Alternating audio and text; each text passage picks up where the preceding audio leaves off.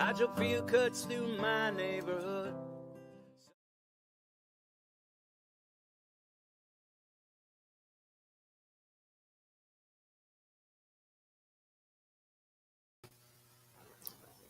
Hi, everybody. Welcome to another episode of Fearlessly Authentic. Welcome to the Thursday show. We have a special guest with us tonight. We have Mr. Andrew. Very nice. Thank you very much for having me on. Absolutely. And this is your first time, so Yeah. this is awesome. No, it's very exciting. Because we were on with you on your action for Assange like forever ago. I mean, when you and Misty were doing that, like we were on there like, oh my gosh. It must have been like a year or something. Yeah, it was probably like at least a year and a half ago-ish, yeah. Yeah, something like that. I'm like, wow, we are like so long overdue.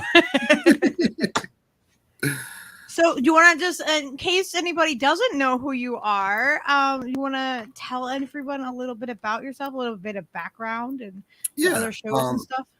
My name's Andrew Smith. I've been an activist and organizer for most of my adult life. I started in the Green Party I started as a Bernie Sanders supporter originally.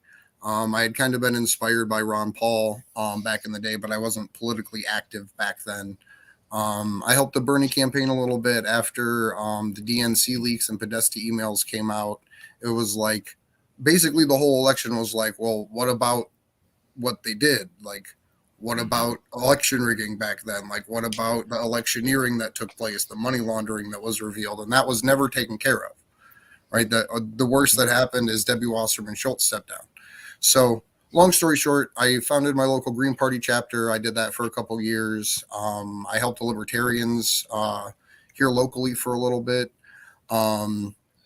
When Julian got arrested back in 2019, that was kind of like oh God, what do we do thing? And that was just like the next, 4 years of my life. That's really what I'm going to end up jumping back into with Misty. It's just a matter of my life is just so crazy right now with my daughter's health and stuff that's like finally starting to level off enough that I should be able to make it to DC for the April 11th protests. But that long story short, leading up to here is I just became aware of the issue. I just saw in one of the local papers what was going on with the East Palestine waste being shipped all across the state. There was 2 different places in Ohio that got it, and admittedly, the place near me got less than basically anywhere else in the country. They have received the smallest amount. So for what it's worth, there's that. But at least for me here. But there's places throughout Michigan that have received waste, throughout Ohio that have received waste, throughout Texas that have received waste. I talked with one of my friends that lives out in like the Minnesota area, and they said that they had received waste out there that was being burned in their incinerators. So honestly, what I recommend for everybody is to look at your local media right now and see, because those are the only people that are reporting on it. You can even Google East Palestine waste shipments, and it's not going to pull up a full list of what's going on. So what I would do is recommend literally just pulling out your local newspaper or going to their website to find out what's actually happening with it. Yeah, it seems to me like they're trying to just spread it out and like dilute it all, because that way, if it's happening everywhere and everybody gets a little bit of it, then in a way it's their method of, from what I've, from the research that I've done and the conversations that I've had, is that they're basically trying to dilute it down enough, like spread it out enough. Like that doesn't mean that it's not there. Well, here, check this out, because this is let me screen share real quick.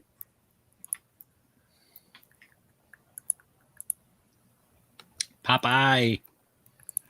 Hey, I don't want to do like the million. There we go. So this is a map of the U.S., and these are all of the EPA-approved incinerator sites. Oh my gosh. Admittedly, I don't know the difference between HW, MW, ICSW and HMIW. But these are all of the locations that they could be potentially burning this stuff at.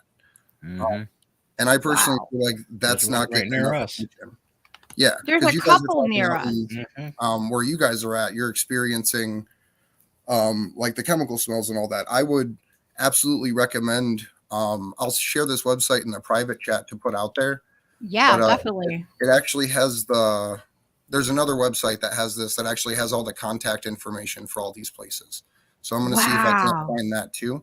Because like my local issue is one thing, and like that's important in many senses for like protecting like Erie and things like that.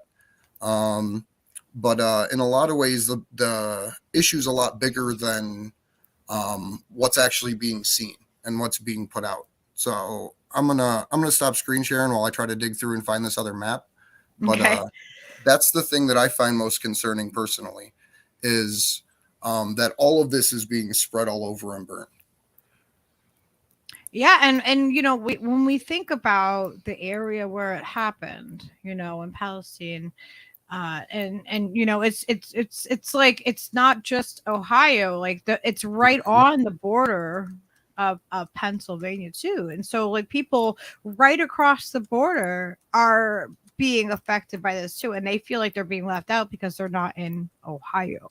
Yeah, You well, know, that's the scary thing. Like, because me and Misty are so personally close to this that it's like I had intended to go to the Scott Horton event that was or Spike Cohen event that was going to be happening. But if you actually look at the map of where East Palestine is relative to all these other major metro areas, we're talking literally like a 45-minute drive to Pittsburgh. And like that's the horrifying thing is if you look at the maps from when the train first derailed and then when the train exploded, it was literally blowing directly southeast onto Pittsburgh. And now they're just shipping it and burning it all over the place. yeah, and that's just that's crazy because I didn't even know that they were doing that. I knew that like when I saw what you had put up in your coverage, I was like, wow, what is happening? You know what I mean? Like, what is happening? Like they're trying to like disperse this waste everywhere. Oh, yeah. I had heard about it going a couple of places, but I didn't know exactly where it was Here's all the going. website. So I'll put it. This is the good one to put out. This has all the contact information and websites for the different companies Okay. that have the incinerators. So, like personally, I'm eventually going to go through, get all their email addresses, and send them a private message saying like, "Hey, how much waste have you received from the East Palestine crash?" In some way, shape, or form. But I would encourage people locally to look into the places that are burning these things. I don't even have a way necessarily to stop it. Like I worked with people to prevent a chemical landfill from being built so they wouldn't be able to store the waste here. But like, how do you stop these companies from burning it? Like that's the part that scares me the most. Yeah, it's just it's so every time I talk about this, I'm always just blown away every single time at the how much isn't known about it, how much is known and is being covered up about it, and then how much they're just being super quiet about where it's going, who it's affecting. Like we live in a country without without healthcare. People in East Palestine and Pennsylvania that have been affected by this and other people that are going to be affected by this, there is no there's a CVS or a hospital in most places, but not everywhere has that. And that doesn't mean that, that's people go into medical bankruptcy. That's like one of the number one reasons for medical bankruptcy. So what are people supposed to do when the people in power or in control are poisoning them? Well, so the scarier thing, right? The EPA has the EPA has a sub-organization that goes around and does testing of land, tests of water. Like those aren't controversial things. It has their own acronym, and I don't know what it's called. But that sub-organization actually has the authority. I don't want to say right because it's wrong. They have the authority to basically claim eminent domain on land. They can say your soil is not fit for farming, your house is not fit for living, you cannot live here, you cannot farm here. And so I think it's a way to, and even with the distribution of it. So there's these things that are broadly referred to as dioxin. And to my understanding, like my primitive monkey brain, right, for as well as it works, is that it's essentially like plastic derivative. Like that's what a dioxin is, if I understand it properly. It's a chemical compound that in some way, shape, or form is used in the process of making plastic or from the degrading of plastic. And I hope I have that right. If not, please correct me. But the EPA has the right to seize land from someone living on it if it tests at 1 part per billion of dioxin, and it can stop farming activities at 0.5 parts per billion or 1 part per 2 billion. So if you look at the incinerator sites, I would actually like them to be compared to the location of Bill Gates' farmland purchases and to see how close relative to his property this is being burned at, or if it's being burned on the non-Gates owned farm belt, essentially. Because I don't know what percent of the farmland he owns and where, but if you look at where the map is, they're burning it mostly across the East Coast. Yeah. That's just, oh my gosh. This is and then is this going to push us into being in these like 15-minute cities? Like all of our farmland I have is a question. toxic, I have a question you know? concerning it.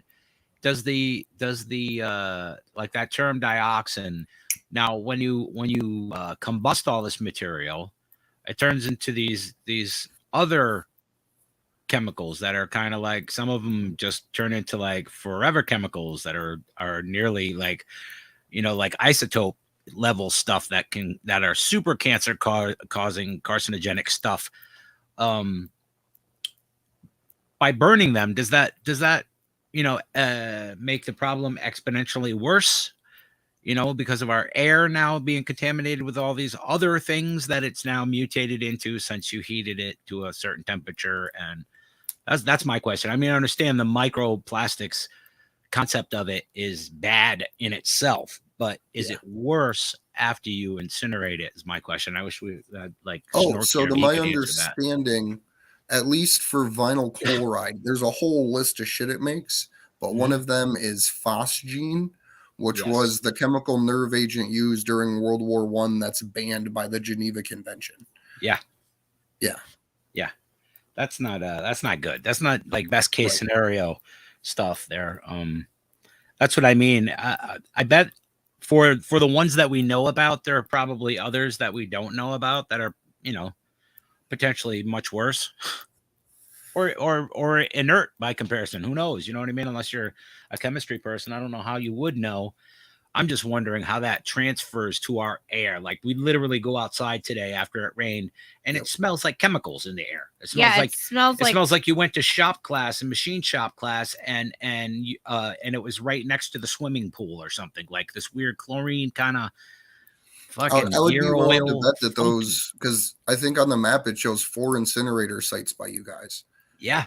I know there's one right, like I used to live like maybe half a mile from one. There's one that's like maybe like a 10-minute drive from us in Lisbon. I don't know if that's one of the incinerator sites. It is. That's the tire burning factories, they call them. That's the heartwarming. Yeah, it looks like there's one for you guys north of New London, north of Norwich, south of Hartford, and south of Bristol. Yeah, we're right. Oh my gosh. We're right in Norwich and in Bridgeport. It's right up the street. Yep. Yeah, like there's a couple of them that are. And really that's the thing that's freaking me out the most. Like for all of the local trouble that I caused, that I apologize for, and I'm going to apologize for at my hearing, right? You're hearing.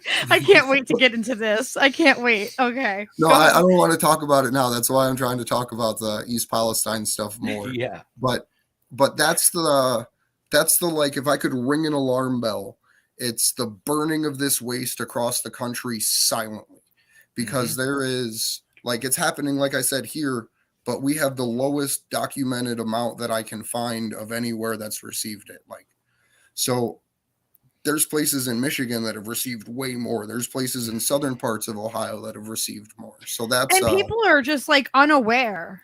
and there's still, even according to the EPA's own websites and press releases on these, still like tens of thousands of tons of waste to be distributed and burned, and that's by a government site. So like, how much is it actually? So I would strongly recommend that everyone look at those two websites for locations near you and the contact information of them, because if you're near one of these, like, yeah, it'd be good to at least know. Sure Yeah, would. yeah, exactly. I mean, that's just there's kids outside playing. You know, like when kids outside playing. You know, Yeah, people going out and having snowball fights in the snow that's in the all I middle could think of of. March. When it was snowing that one time, like I was like, oh my gosh, we got good snow, but it smells like chemicals out here. I'm like, how many kids are going to be in this playing in this? Yeah, it's really Kids weird. eat snow. Kids, you know what I mean? Like the they're dogs and the cats all and animals. in that. You know, your pets walk through it. You know, so it's like, oh, here's Snork. Snork's here too. Yeah, Awesome. smells are chemicals. That's what was so alarming to, today again. That's twice in a couple of weeks of smelling just like weird. Like, what the fuck is that? That's not right. And you don't smell it all over town either. Like, I didn't smell it when we went to the store, but that could have been just because of car exhaust and the movement of all the people or whatever, and it just didn't smell, or something else. I don't know what the deal is, but Like, we it is can't the second say. time. The second time I definitely confirmed. I went outside and was like, am I just imagining this? Yeah, and then I went like, out and I'm no. like, oh wow, it's strong. It's fucking weird, man. Yeah, And don't eat snow at all. that At ain't all. Don't eat any snow. It's definitely like, I'm definitely gonna look into that and see. What's the abbreviation for Connecticut? CT? CT. Snork, did you? Am I still here? I'm the only one here. Hi, everybody. Welcome to the show.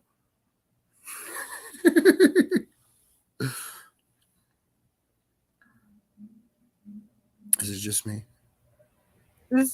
Sorry, I hit the back button out of it somehow. I was about to name it. I was about to pick a name for my show. Yeah. It's like, I thought that like maybe that was just like a thing you did in the middle of Fearlessly Authentic. Is like, okay, cut. See what they do. Cut. Let's see how he does. We do that to all our guests, just leave them hanging there. For a minute. No, for real, that's what I was thinking. I was like, okay, what's happening right now? Trial by fire. I've never done that before. I've never bopped out of the studio on accident. You should. Steve That has was done fun. it, but I've not done me. I've definitely done it. It's a potential fun. hazard.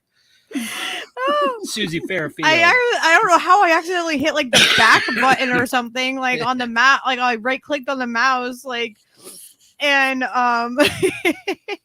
it hit the back button and booped me right out. I'm like, oh, whoa, what happened? Who's driving this bus anyway? That was exciting. So Snork didn't hear the question. What was I asking? What were you asking? I was asking if it's Snork, maybe you can answer this. If after like all this material is being shipped all over the country, mostly to the East Coast, apparently, to be incinerated in all these giant tire incinerator places and whatever, does that suck worse? Like, does it turn into much worse things after it's burned, or is that better? I don't know. I was just wondering. Snork is pretty friggin' educated when it comes to that sort of stuff. Yeah, I mean, is it gonna be You should send Snork a thing is it gonna be make the situation worse or? so we can join us and answer some questions. Okay. I'm seeing if I can find anything in your local news about it. I don't see anything. Yeah, because I've been kind of scanning to see if anybody else has mentioned the fact that they smelled chemicals anywhere. Local papers because they're are not. shipping a bunch of waste down to Texas too. That's where they're sending the majority of the wastewater, and their plan is literally just to shoot it in the ground. Oh, super! Like what? No, fuck it, frack it. Don't. Right? They're like unfracking, basically. Yes. What the hell? It's like we'll just jack the water in there. We won't extract anything. We'll just put it in. Eek. All right. Well, maybe they could go and fill the sites that are causing land like earthquakes and shit. Yeah. What's up with that? Like part of Africa is like splitting in half, and there's going to be a new ocean or something. That's what I heard. I don't know. Yeah, like the continent is like splitting off. Like if you're looking, at a map down. Like Madagascar will be underwater. Yeah, if AOC and Greta Thunberg endorse it, there's something going on. Yeah. That's a warning label. It's not a warning for it's a warning for us as a people that there's some conspiracy happening. That is Bill Engvall with a giant sign going, "Here's your sign." Yeah, like there's something going on. Snork, I sent you an email if you want. If you wanted to fill us in on. But if you want to cover the article, the very first one that I sent, that's the one about the incinerator rezoning.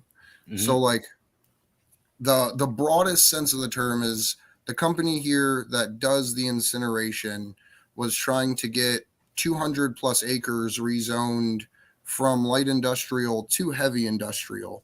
So that way they could build I believe it was a 21 acre, 50 foot high landfill, essentially, to put the waste from their incinerator. And it's a few miles away from out here, the Black River that feeds directly into Lake Erie. So it's literally just a bad idea. Yeah. So like the train derailment happened in Ohio, but they are literally making they're making the problem worse and bigger. They're making it worse. They're spreading it out everywhere. Yep. And oh my gosh, this is insane. And so it's like everyone had their own little mini train derailment that happened, like the same after effects. And then if it's spread out throughout the country, then it doesn't look like it's just, just there. Like it's not. Yeah. Oh my god. And then it gives the EPA the power to go in and test for the thing that they know they put there and say, "Oh, now you can't farm here. Sorry. Got to kill all your cows." Yeah. And so that serves a whole nother purpose, and it makes you go, all right, well, this puzzle piece, Snork, I think it was a Gmail one. It makes the, you go, okay, well, this puzzle piece that kind of fits with this whole, what the WEF is doing and you know what I mean? And this global agenda that we commonly, refer to, it fits into that agenda. It seems to, yes. Because if they're burning these super toxic chemicals all over the place, the particulate matter has the ability to alter weather patterns. That's literally geoengineering and cloud seeding. Yeah, and then on top of it, all of this stuff that is happening in the skies, I feel like it's happening a lot more. Like when I'm seeing, there's way more air traffic. It used to be that clouds on a sunny day were white fluffy clouds, and now I see trails. It's like you go out there and it's like, oh yeah, they've been going back and forth with the airplane again. And like I get super paranoid now. Like when I hear the airplanes going over, I'm like, oh my gosh, I don't want to be outside after the fact, because I'm like, if there's a bunch of airplanes, I know what's happening when I see all the lines in the sky. And that's not what clouds are supposed to look like. Yeah. No, up here they'll literally draw just big ass X's in the middle of the sky, like they're trying to hit something. Yeah, like we got the target. Right. So so the zoning board did turn this down. They said no, this isn't moving forward. They cite the county commissioner's recommendations of turning it down. And one of the board members said that he had received over 200 calls and emails from people saying, no, we don't want this. So public pressure works. Because like that, the fact that they even found out, first off, because they hide this kind of shit. Yeah. They make it where it's hard to find out. Well, that's why I made sure I went and got them that if you've seen it, that super goofy front page image in the newspaper of me with the like purple shirt and fancy tie and the jacket and bowler derby getting. It made the best thumbnail ever. Yeah, right. It's a beautiful picture. Like credit to the Chronicle. Like Emma's the only person aside from whoever that photographer was that's ever captured that good of a picture of me. But that part of that was, hey, more attention needs to get drawn to this. More people need to see this. And going to a meeting and having them pull you out or escort you with a sheriff is a very effective way, as we see across the internet.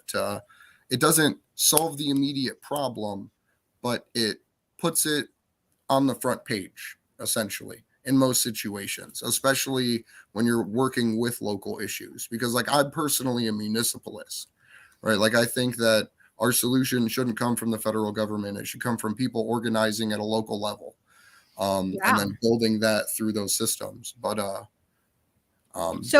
with your activism and your awareness and everyone else giving public pushback and everything like that, so they were able to say, no, we're not gonna rezone to accept. Oh my gosh! Like thankfully. And I had. Most of the people that I talked to didn't even think it would be possible, right? Like they thought this was like 100 million to 1 kind of odds that this would get rejected. So I'm grateful for everyone that sent an email or did a phone call, like always, because that truly makes a difference, especially for fighting at local level issues and trying to make actual change in your community. Because when someone on a city council receives a dozen emails about something, that's a lot. When they receive 200 about something, that's monumental.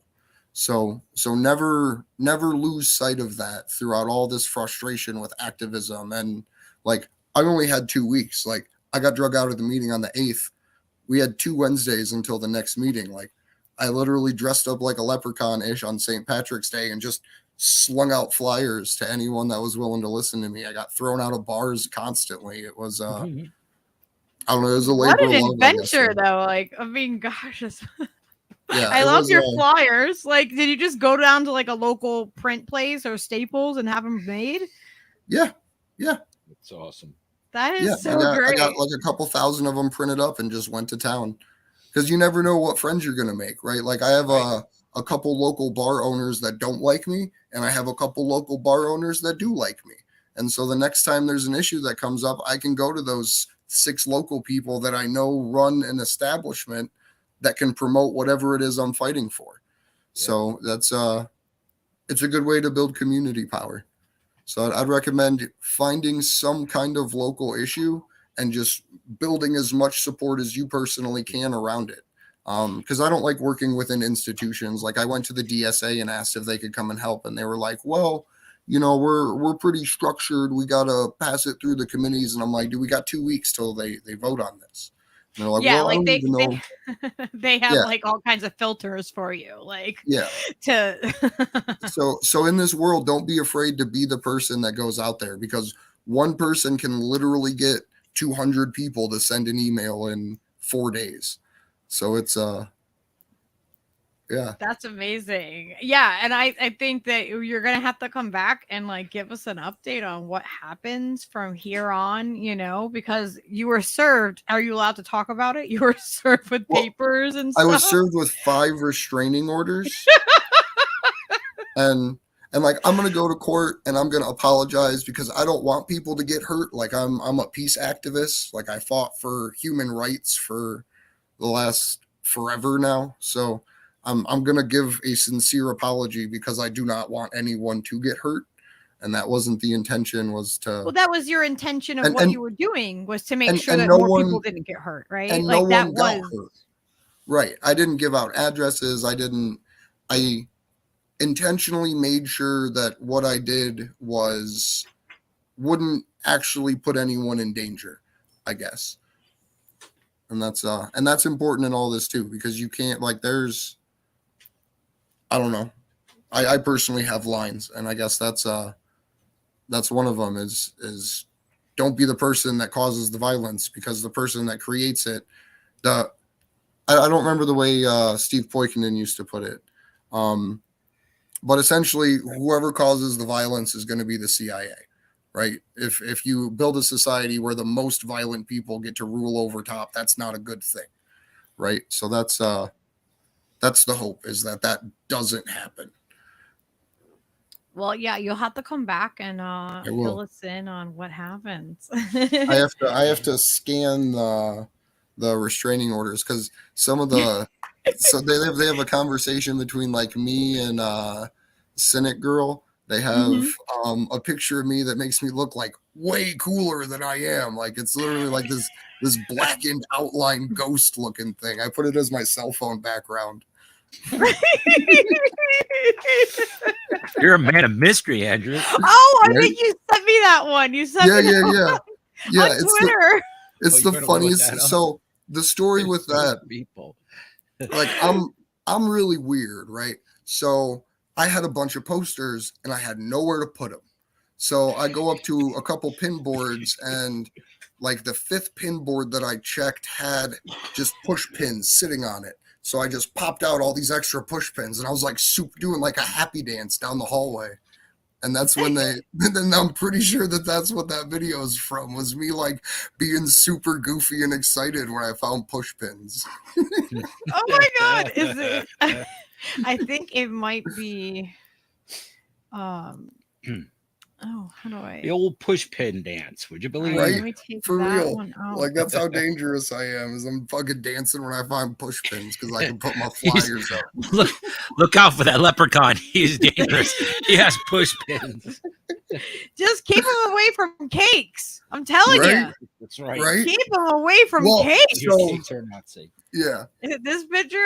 Yeah, that picture. I'm literally like dancing down the hallway because I got a You dangerous dancer. Oh my God. The push pin dancer. That's gonna be like your serial killer name. Right. He's a push pin dancer. It's awesome. It's so film noir. It's just like, it looks like Batman stuff or something. It's like, it looks like it should be on a playbill or something. Novel, you know what I mean? Like, that's hot.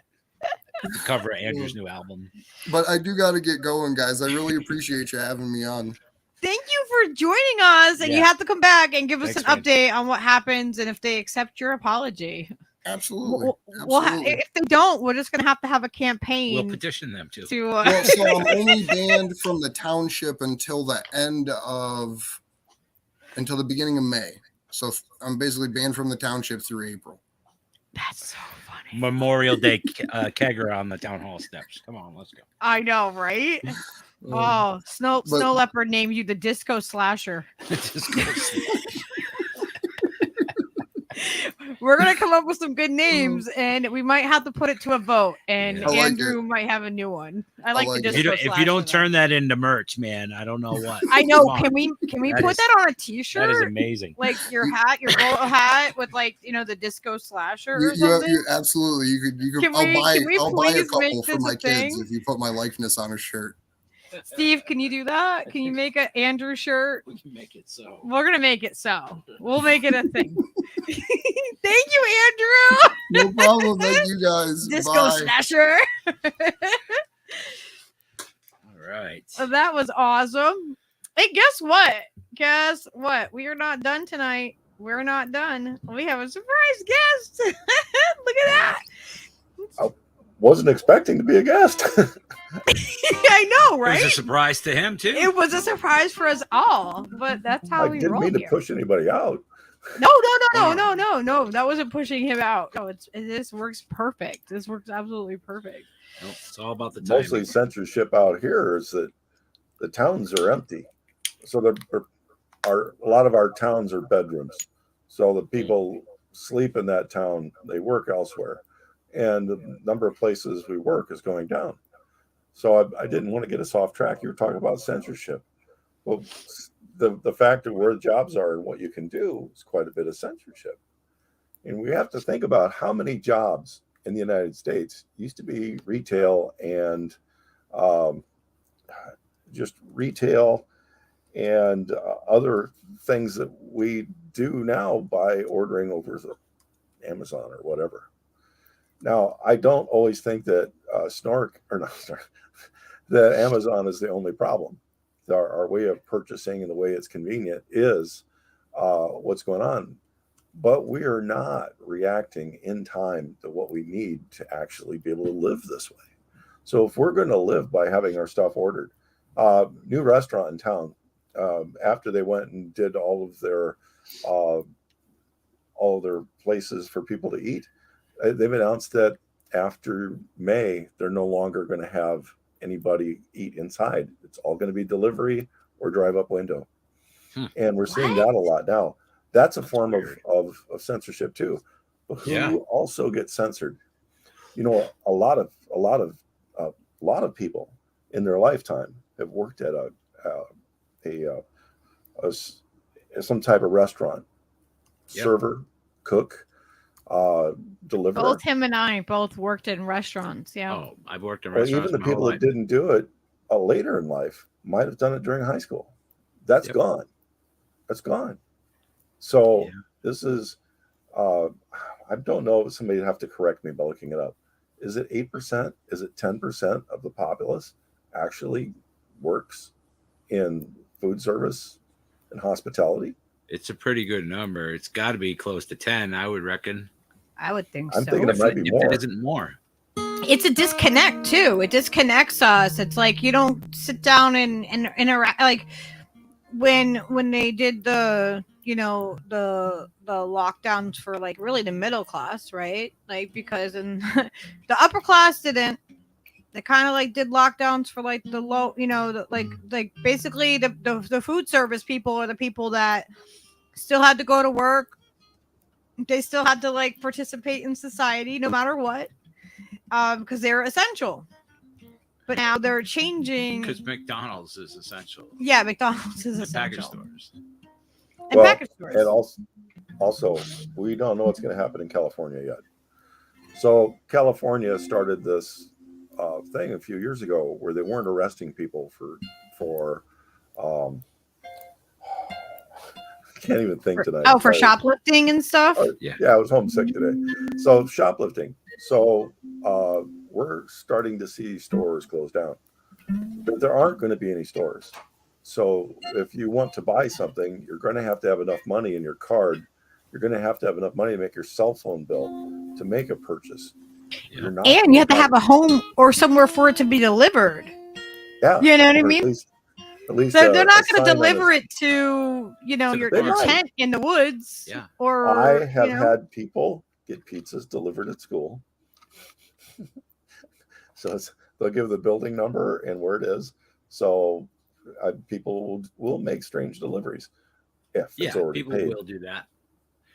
Uber drivers will go to weird places to pick you up. Things like that will still occur, but you still have to keep that central currency card, topped off so that you can pay for all your things all the time. Yeah, it's true. If you don't just had another form of censorship, which to me, whether or not I can have access to a service in a way is censorship. Mm-hmm. Yeah. They're now finding that the people that are doing DoorDash, the DoorDash drivers will turn down anybody that doesn't have at least 15% tip.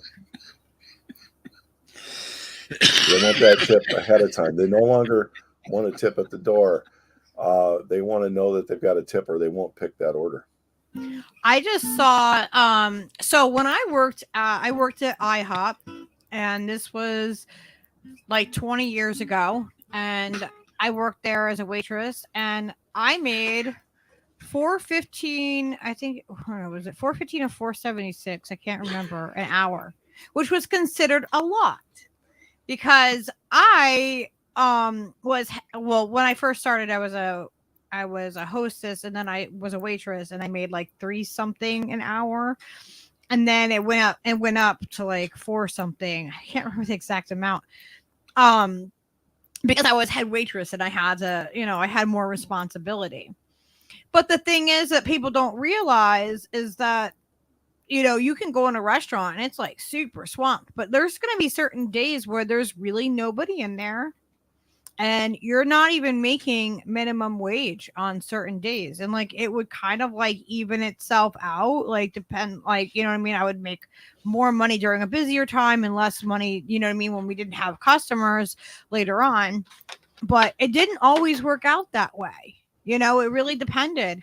And and so in Connecticut, I guess there's 7 other states that they're bringing it up to where you have to pay the minimum wage too. So now they're talking about like our minimum wage here is I think it's $14 an hour right now, and it's going to go to 15 in June. And so they're going to make it so they're trying to pass it so that wait staff or people working off tips also get that base pay, which they should be. I mean, everyone should be given a thriving wage to live off of. I don't think anybody should be, living off of, if you can't afford to have your basic necessities met and live and work a full-time job that's, the maximum amount that that they're willing to pay you. Then you're not. Then it's I call it slave labor, but well, it really is anything less than the minimum wage. So they're probably gonna do that don't too. Pay tips, but they always the tip is extra. So yeah, it's because they did good service. You get extra. There should be a minimum, and it is unrealistic for people. I knew a lot of places that deliver pizza. The drivers only get the tips, and if they don't get paid, then they have to pay out of their tips. Yeah, and they're paying for everything, like and people like think about, well, it covers their gas or whatever. What about all the wear and tear and the maintenance on their vehicle? You know what I mean? Like their vehicle is going to get worn out faster. Everything is going to happen faster for them. And like if they get a flat tire because they drove over a nail doing a delivery, like nobody's gonna, that's not covered under insurance. You know what I mean? Like that's out of pocket. In small communities, often the high schoolers that take these jobs delivering stuff, their cars do get beaten down. They do end up quitting because they can't afford to keep up in the car and whatever. But there's enough time there that they've worked that they can bring in another person afterwards. There are an increasing shortage of jobs. So I think of all of the places that we used to work, and a lot of people don't want to go back to work. They want to work from home. That means at least one meal a day that was being purchased is gone, which for a lot of restaurants, there are no customers going in, or not enough customers to make sense. And I still say, that we are not thinking about how to get jobs back. And I'm still saying we have all kinds of things that we need to do that our government does not think are important enough to pay any money on. Well, I mean, we have to reserve all of our money to pay a country somewhere to keep somebody from saying Joe Biden didn't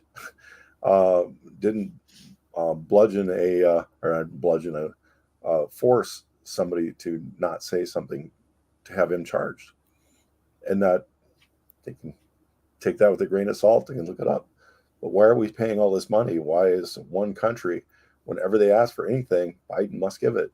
What one country had somebody working at a place called Burisma that they don't want any kind of contacts coming out of, or anybody who had somebody that bragged about having somebody fired at that country so that they wouldn't file charges against them. Well, I'm sorry. I guess I got off track. No, I mean, no, it makes it all connects, right? It's just part of the larger puzzle of what we're talking about. It all interconnects. I think that's why we're seeing everybody talking about the Trump thing and how Trump's going to get arrested. Well, really, here's the thing. Rich people don't really get like arrested like the poor people do. Rich people can buy their way out of things. Even if it did happen, he's gonna buy his way out. You think that they're not gonna like let him? They're not gonna put him in an orange jumpsuit and make him go sit in a federal prison. He's not getting that. Like, it's not gonna be the same thing. It's not the same thing as somebody who is without power, without acknowledge. You know what I mean? That isn't a big name that everybody knows. It's not the same thing. However, they might want Trump in a jumpsuit in a prison because there's other people that want him to not be the person running. Myself, I tell even my students adamantly, we have to stop putting people into office that are over 70 years old.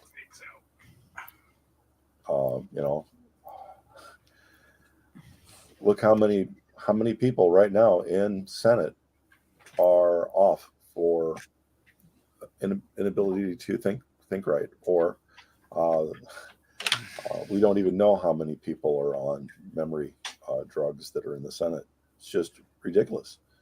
An airline pilot has to retire at age 62 because it's deemed that they have to be able to think well and have to be in reasonable chance of having good health. Well, if somebody has to think about how we're ruling our country, isn't that even more important? Yeah, you would think. You would think that, you know, that they wouldn't be able to raise the retirement age, but yet put older and older people like in positions of power. It's like that I'm sorry, it's not an ageist thing. It's not like I'm like somebody that's older doesn't have value. I'm not saying that. I am saying that, you know, I feel like somebody with more, you know, experience of like the pulse of what is actually really happening, the future generations in touch with reality 100%. That's going to just be a better person to be in charge. And we have people that can't use a cell phone, and we have to be saying what do we need to do? How do we need to have our people react?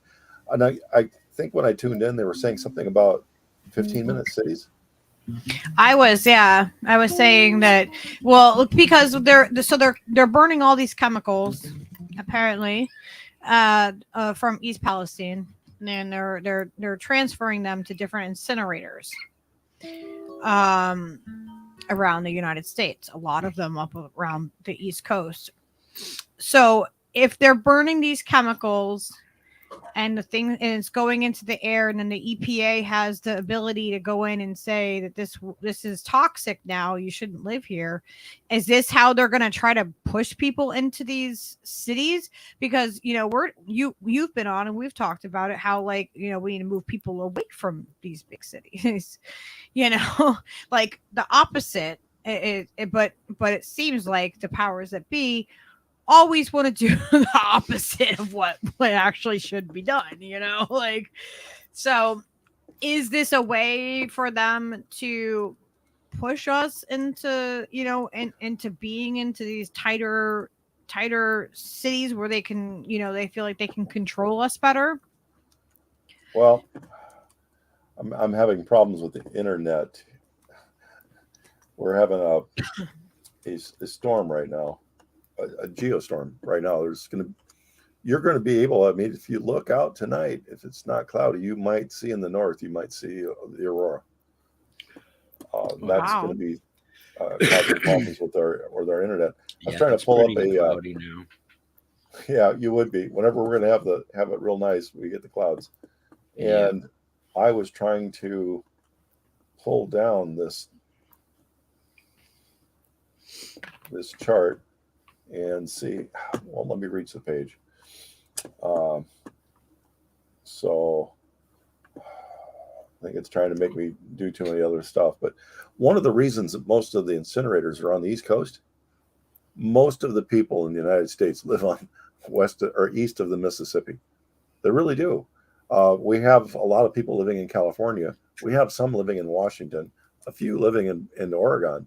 But if you draw a line like from Chicago down to Dallas and over, that's where most of the people live. So most of the incinerators are where it's closest to get the garbage to. Mm-hmm. Well, we also make most of our waste closest to where there's lots of people. So the ones that are surprising are the ones up in Minnesota. But if we actually go down and we start looking at the Illinois, Indiana, I believe that's where a lot of the big mines are.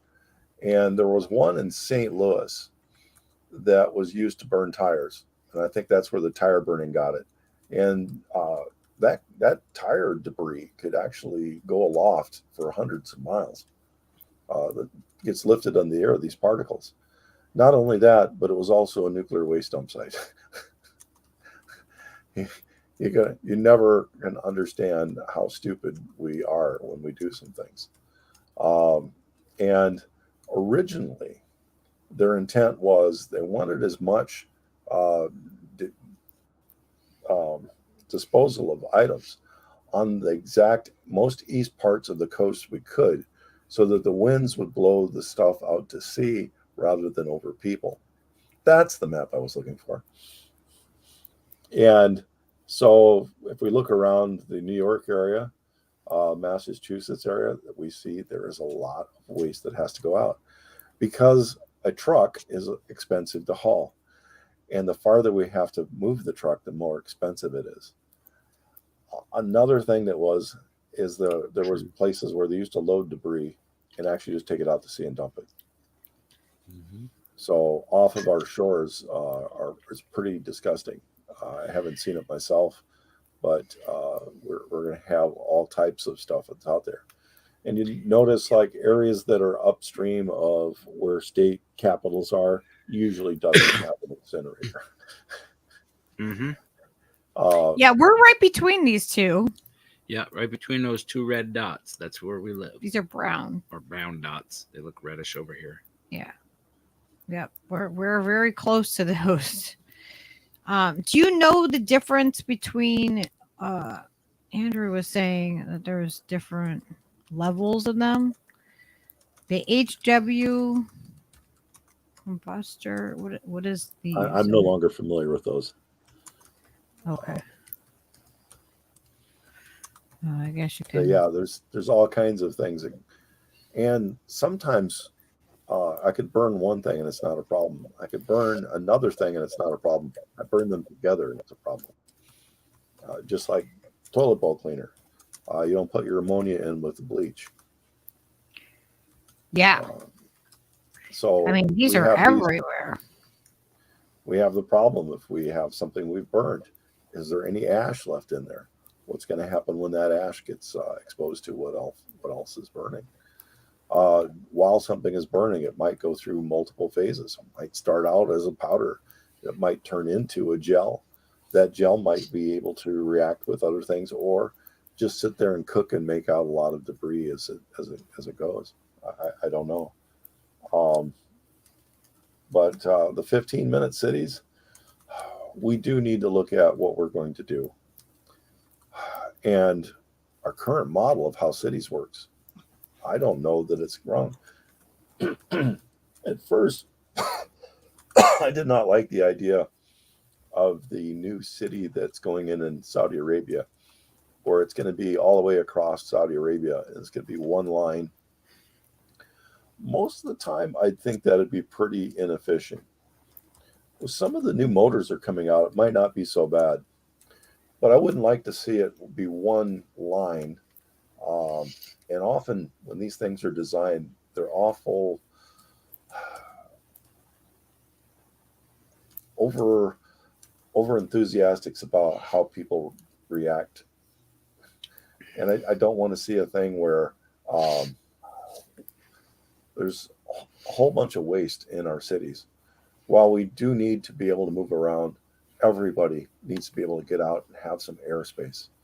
One of the things of living up north that's so horrible is how cramped you are until it gets warm again.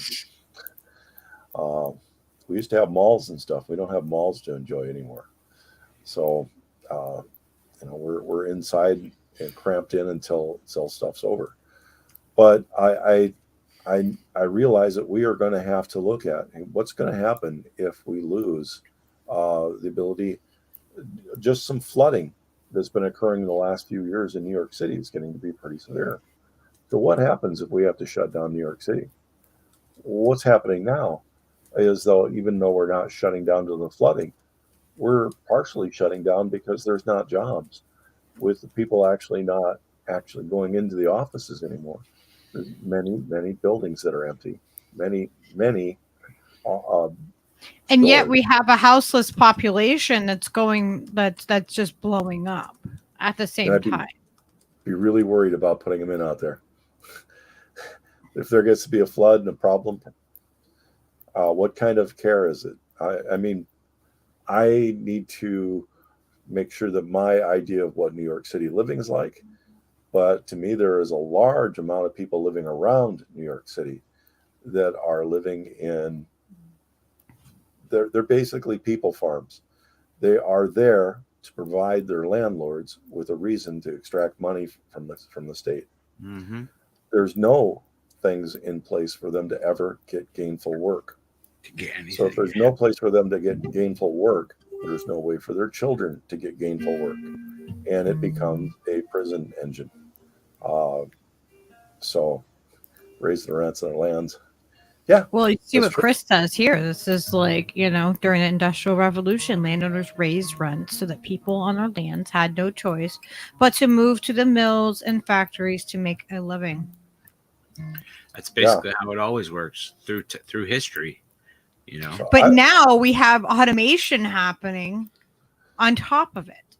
Well, again, people using the automation wrong. Yeah. Typically, where we used automation, we didn't use automation to reduce the cost. We used automation to reduce the cost of operating. So, for one factory that I remember quite well, we had over 1,000 people doing this one job. They weren't able to do it well, because we really couldn't do it well with humans. Over 50 of them per year became permanently disabled because human hands cannot make those movements that many times in a year. So we had a staff of over 100 and some people that were there they basically being punished for getting injured. So they had to be on site even if they weren't working. They had to buy lunch at the cafeteria, so the company was actually making a little bit of money off them. But the fact is, every 50 minutes they'd have to get up and do exercises to show that they were doing some kind of work. And I was just horrified at that. But yeah. I actually reduced those 1,000 jobs away, and I thought it was unethical to keep injuring people. Yeah. So absolutely. So some automation is good, but almost all. Most of the automation, most of it is, but not all of it, certainly. Yeah. But is it? But most also at the same time, lost jobs goes way back. What was the first automation where people lost jobs in New York City? Calculators. Huh? The reason there's so many people in New York City was they used to have all of these people for all these financial institutions writing the books up, doing all the math, checking all the math, and every day all of that had to be done. At 4 o'clock, they had to have all of their stuff done. Suddenly, they started using, even before computers, they had something that worked off punch cards where they could add it all together. Yeah. That was the automation that took most of the jobs, not the automation that's in a factory. The automation that's in a factory, we put a robot in instead of a person. Almost all of it was to reduce injuries. So if we look at even things that are done in factories, a lot of times it wasn't that, hey, the people weren't doing it well enough. They couldn't do it strong enough. People can't pick up a tractor. The robot can just bring a tractor out and put it in place. Before we had the robots, we had to have massive things that would actually guide the robot guide to the tractor to a place, or the car to a place, or whatever. We're able to get away from a lot of that now. We're making stuff simpler. If we do not improve first, somebody else will, and will lose the job anyway. And a lot of our people aren't presented it with that way. But most of the automation that has taken jobs away from people in New York City, a lot of people that lost jobs, there used to be probably a million people working in New York City as typists. And there'd be an office, and you go in and you still see old movies and stuff that show they open a door to a room and there's all these women out there typing. Those are all gone. Those are the jobs that were left, not the robots in factories. In fact, in most of the places where you put a robot in, there's actually an increase of people. Now, I have done where I decrease the people. And where I decreased the people was people were getting injured. You can say, what's it going to be if I have to pay that person's salary for 10 years as if they're there? And I can say immediately, I'm not going to injure that person. So I can take that salary for 10 years and we'll save the company. Eligible for that cost somewhat for life. Insurance takes it over. I can see that right away because the insurance company tells me how much they'll reduce my insurance if I make that problem go away and prove to them that problem won't exist again. So a lot of our stuff that happened in factories, and the people, when they go for robots, they're going right for the factories, and they're not thinking about, hey, I used to have somebody come out to my car, write down on a piece of paper how much fuel I used to figure out how much gas cost. I'm from Iowa. And nowadays you stick your card in the slot, and I actually don't even stick my card in the slot anymore. I pick up my phone, I take a picture of the place that I'm at with my car, and it automatically makes a connection and pays for my fuel. What? So weird. But the thing is that if we replace the work of people with automation, and that then saves people from being harmed and all of that. But what do we do about the people getting their basic needs met the and having a programs job? that I've seen are just like I said, I'm sick, so I can't think straight. But the everything I've seen is just window washing. I can remember each time that the factory was at would get shut down and sent to China, or we're not actually, usually it was Mexico back then. But it would get shut down. They were told, we're going to be given 3 weeks of training so we can get new jobs. Well, because the other jobs that we could do also were leaving, there was no new jobs.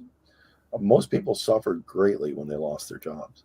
Mm-hmm. When there was this huge effort to move everything offshore, there was no effort by the government realistically to actually put in jobs. You can go back and you can see money on the books where a lot of people, congressmen's brothers, president's family, whatever, all got money for companies they owned to help train people. But what did the training actually do to them? So we were training. We had people take up all kinds of money, saying that they're going to take money and they're going to teach people that were homeless how to program computers and how to do all your programming. No, that is not a business model. And most of the time, when somebody is doing a fundraiser, at least 85% of the money that they raise is for them. Even a lot of people that run for office that say that they're not making money running for office, but if they set up part of the convention, the candidate themselves will often get a 5% of a fee for arranging for the number of people that came in. And they often don't talk about that. Can't remember if you call it a finder's fee or whatever. Yeah. And then a lot of the a lot of all the party people, many of them actually own printing, and I suppose now they own other agencies for getting advertisements out. And when you run for Congress, you might actually have to sign a contract saying that 25% of your spending will be through one of the locally approved printing agencies, and that is going to be one of their cronies. The way that that gets in there is just awful. It's crazy. There's corruption everywhere. It's around every corner, under it's in every freaking crack. It's written into every contract. It's everywhere. I mean, you see how the French are handling this. I mean, do you think do you think the United States will learn from the French?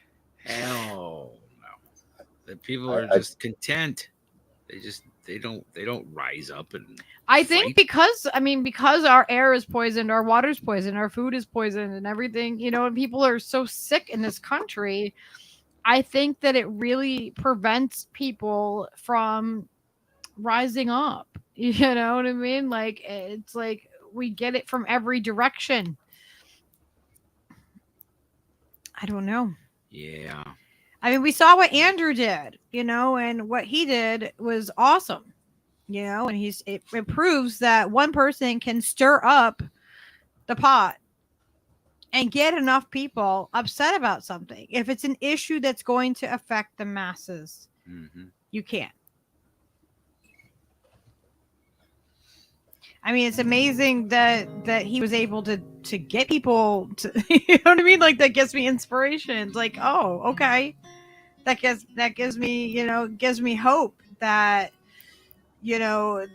maybe, possibly, we can get people to come together for the common good if they can acknowledge that there's an issue. Yes, autism rates. That's another one.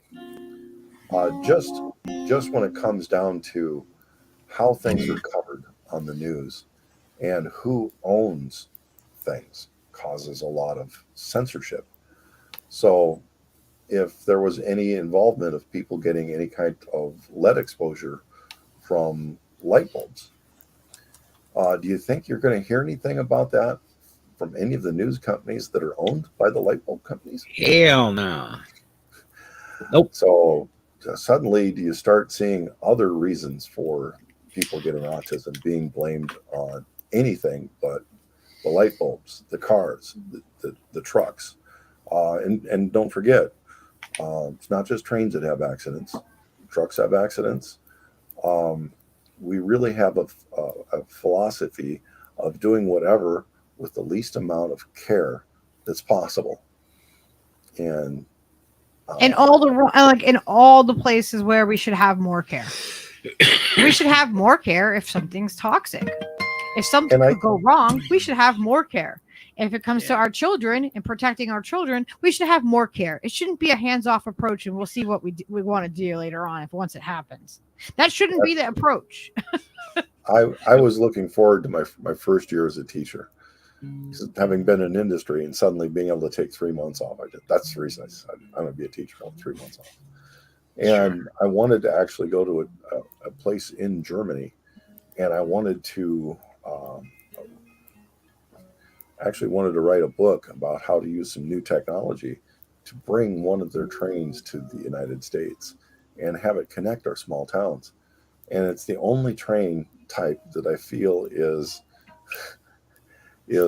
actually safe enough to handle a lot of these chemicals. And it's also, in the 130 years that this train system has been in existence. Other than somebody with a construction crane hitting one, causing an accident, somebody took an elephant on board and the elephant escaped, fell out, survived, and I think that's it. So we have people that need jobs. We have all this automation happening. We have things that need people, right? Like we probably need to rebuild almost 90% of the houses in the United States. We have to be thinking about everything we do we're using energy. We have to be thinking that we have a limited amount of energy, and that everything we do has a consequence. And we have to start stacking our consequences up and doing things in a correct way. So there are now areas that we might not ever be able to grow food again in those areas. And we might have to come up with a new way to make cities that don't use a lot of energy. We need to have ways that we can move in and start doing things. If we don't have a job for somebody, we need to start making places where people can be doing environmental issues. We probably have 50,000 garbage dumps in the United States that need to be emptied, resorted, and properly disposed of. It would take like 30 to 50 years to work through this. That's a lot of work. And that's a lot of time that we could be doing things. So these areas are all over the place. Those are jobs that we can be doing. We don't have to be giving the people no option but to suddenly get so depressed with their life that they end up becoming criminals. Yeah. If you're in a society where the society does not include you, you do not follow the society's rules. Well, yeah, and then also people are put in a position where there's no way to get out of it. You know what I mean? Sometimes shit just crumbles around you, and have anybody anybody lose their job and end up losing their house and end up homeless, houseless, or whatever, and on the street. If anybody can come out of that easily, then I don't know. You know what I mean? Like, I've worked with that community, and it can happen like a snowball effect where suddenly, a family is just on the streets, and what are they going to do?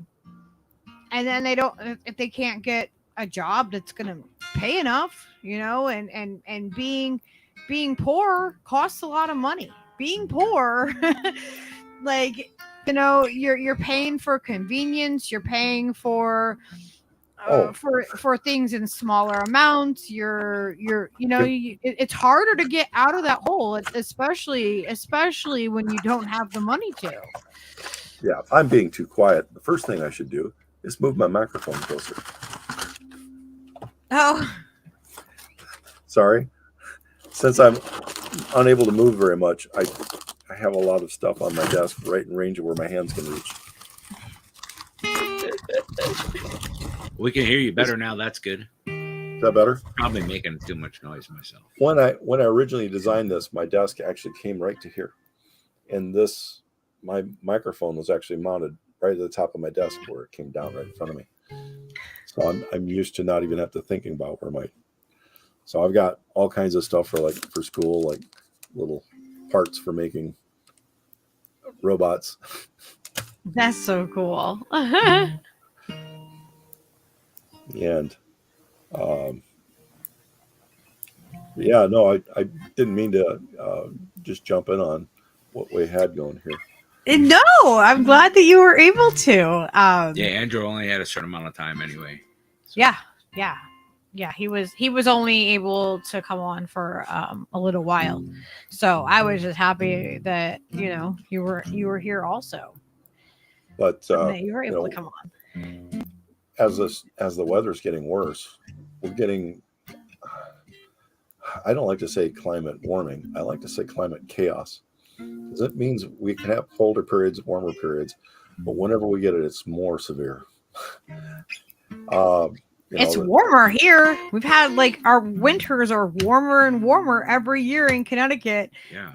We used to get feet and feet of snow. Like, I've said this before on the show. Skylar was like a little 6-year-old, and I had a Subaru Legacy wagon, and she would be standing on the snow and cleaning off the roof of my car because there was that much snow. But now it's like we got a couple of inches a couple of times. Like, I'm like, where's the snow? I mean, it used to be like, I remember, like, I worked at the family shelter at the time, and there would be so many school cancellation days. Like, I would be like, man, what am I gonna do? Because she was little, and like, like when school canceled, it's like, shit. I was a single mom. What am I gonna do? I'm scrambling. But then, now it's like, there's like no snow days because we just don't get the weather anymore. Like it's so weird. We're getting a snow day every week. It's hard to even keep up with what's going on. But there, like I said, this one train system, they never have rail crossings because they made sure that there would never be a vehicle that could cross the rail, except for that one construction crane. Wow. So they don't have anything that crosses where that train is at all? Nope. So there's no need to stop traffic or anything like that. And it's there's this corridor where they actually were able to do business. They hop on the train, they go to the neighboring town, they chop on up. And only now are other towns starting to do this. And let's see if I can pull up a copy of it. And I want to see this here. Now, this was designed, it's been upgraded since then, but it was designed in the 1880s. Ran well. A lot of the things that we could do this a lot better now, and we could, of all the vehicles we could make, this would also be the most energy efficient way. It's the least way for any kind of accidents to happen. And I'm trying to think how to share my screen. If you go present on the bottom. Just now getting where it is. So that it takes a lot of money to actually get this going. We need jobs. These are good jobs. And like I said, these train tracks, a lot of them have been there for 130 years. So going on. So I'm looking for present. Yeah, I think it should be on the bottom. Is that the one with a plus? Yes. Okay. My control screen, slide, video file, share screen. I'm going to share the screen to my left here.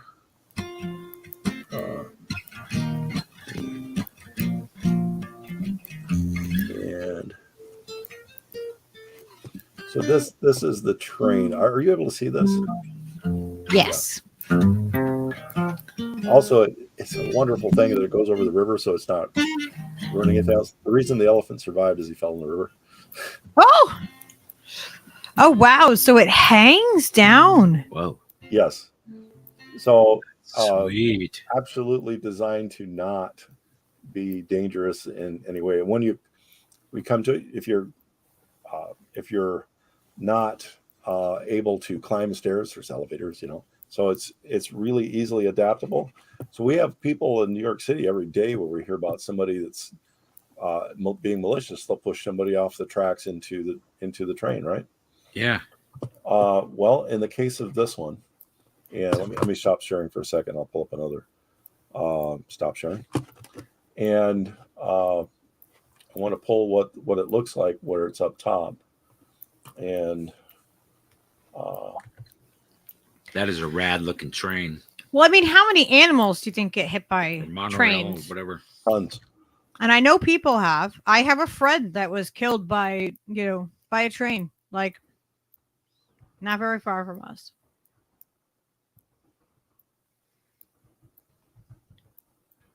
Yeah, I just didn't want to pull this up while I was killed by a train. Searching. Huh? I also know a different person that was killed by a train that was a friend of mine. Yeah.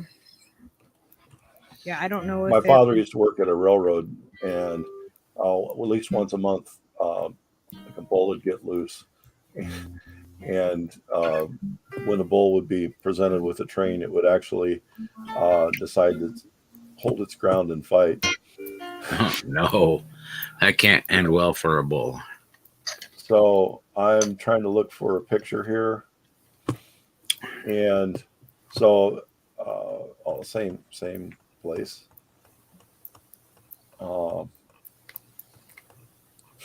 There's actually a statue where the elephant fell, but I was looking for one of the train stations. There we go. Now I'm going to share again. Yeah, Lady It'll Alex, take a that is second to sad. pop up. So I see that what's too. the first thing you realize the difference between a New York train station and this one? Well, they're nice and it looks Look where clean. your feet are. And yeah, If they're I up fell above. down, if I fell down in the track, somebody pushed me. How do I get out of the way of the train? Yeah, I roll out of it. You roll out of the way. Roll out of the way. I no longer have to have a train track 6 feet down below this that many people cannot climb up a 6 foot thing in time to get out and get to safety. Yeah. So right there, what is it? What do I have to do to adapt to get into that train? Yeah, you need like a little ramp or a step up. I mean, if they couldn't step into that, you know what I mean? Like they just need something really minor. I believe if you look at it, it actually has a capability. If not, it would not be that hard to add a little thing that comes down at the end to let people on. Yeah, a tiny little ramp, and you'd be set. Yeah. So wonderful little ways to get around. But we need to be thinking about how we're moving around town. We need to have our ability to move between a house and a grocery store so simple that we no longer have to think about, hey, I don't have to go to the store once a week when I can fill up my entire car. I don't have to. We can do like Japan. A lot of people in Japan actually go to the store every day, get one bag. Come on. Stuff is fresher.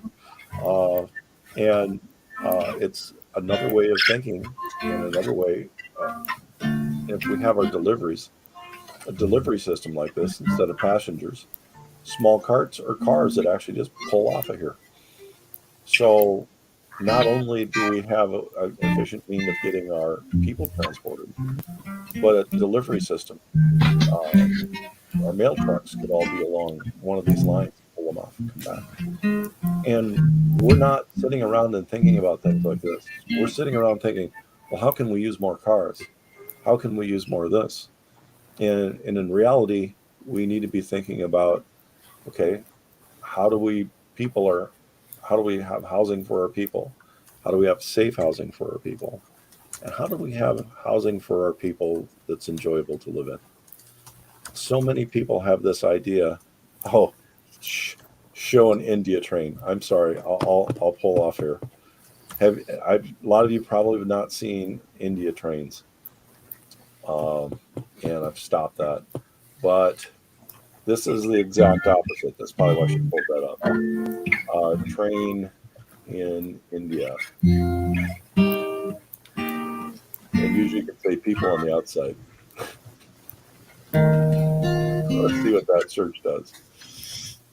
My sister went to India. Her husband has family there, and she sent me a video of just like them, like them being passengers but driving through like the city and everything, and it was absolutely insane.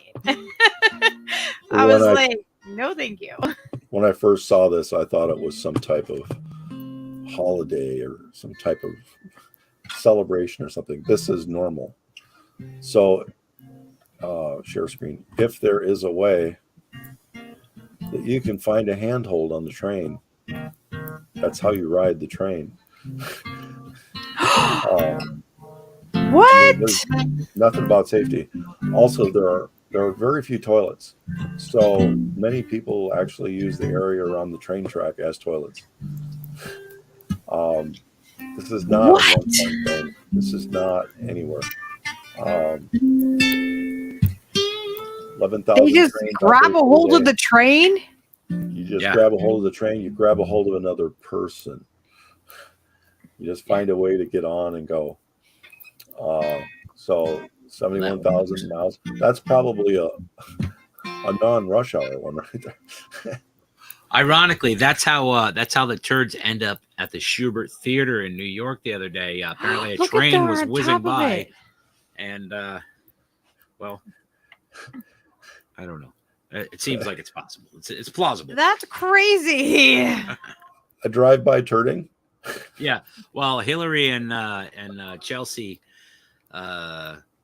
opened up a second set. When the lights came up, there were a couple turds in the aisle next to them. I did a little story on it the other day. Yeah, Steve. I'm feeding Steve some funny news stories that he can cover. So be on the lookout for his channel. On his channel, Steve Cutler Live, where you can find that Steve is doing little news blurbs, just the things that I'm coming across, and I'm like, hey, you should do this.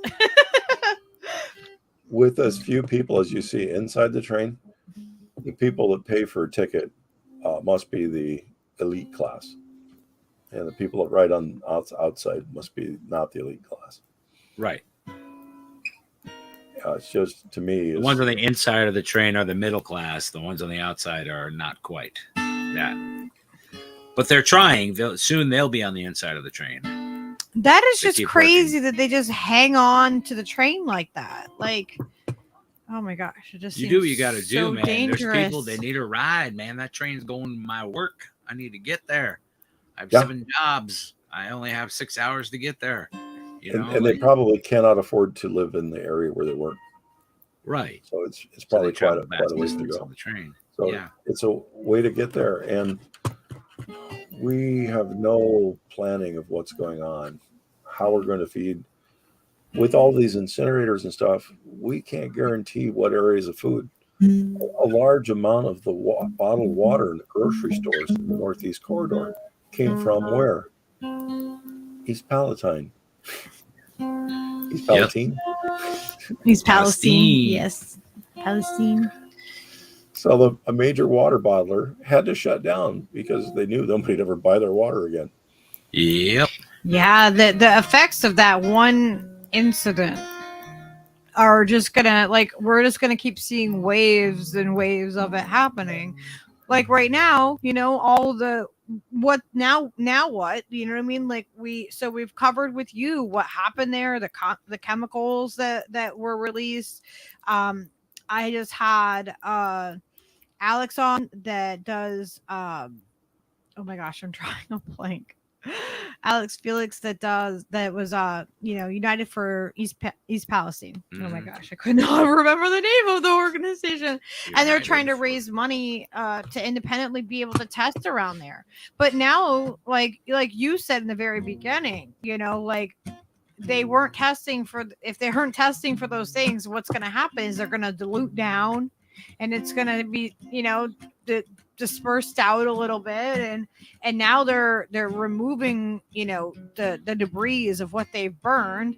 And then he was telling me that they burned frozen food truck, like cargo. Why would they do that? Well, because there's money. It all depends. Well, sometimes frozen food might have a package that burns and gives off something bad. Just that what? I'm sorry. The package itself might be a bad product to burn. You know, if it's a plastic covering. So usually food plastic is not going to be something that'll get into your food. But once you're talking about high temperatures, it's a different issue. You know, just having rotten stuff starting to burn is bad enough.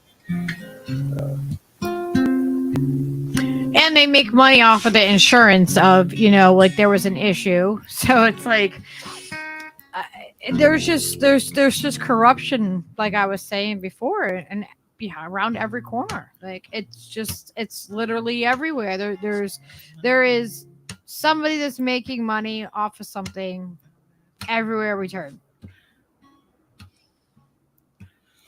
Yeah, And less people have jobs. yeah.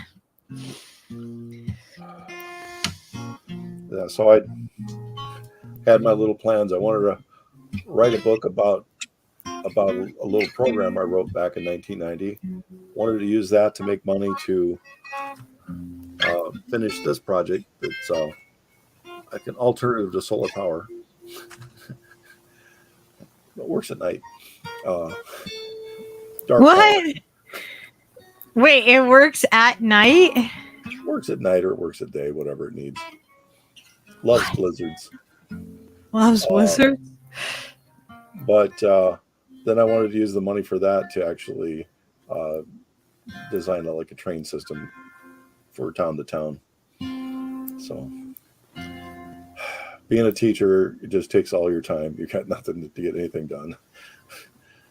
Got no time to get anything done. I know, right? These damn kids. Like you were saying, you went into it thinking like, oh, I got 3 months off. But do you really? No. They pretty much expect you to be doing things for the school all summer. Yeah. I keep getting all these, well, we'd like to have you come in on this day of the summer. We'd like to have you come in this day of the summer. So they got like 20 days of the summer they want me to come in and help recruit new students.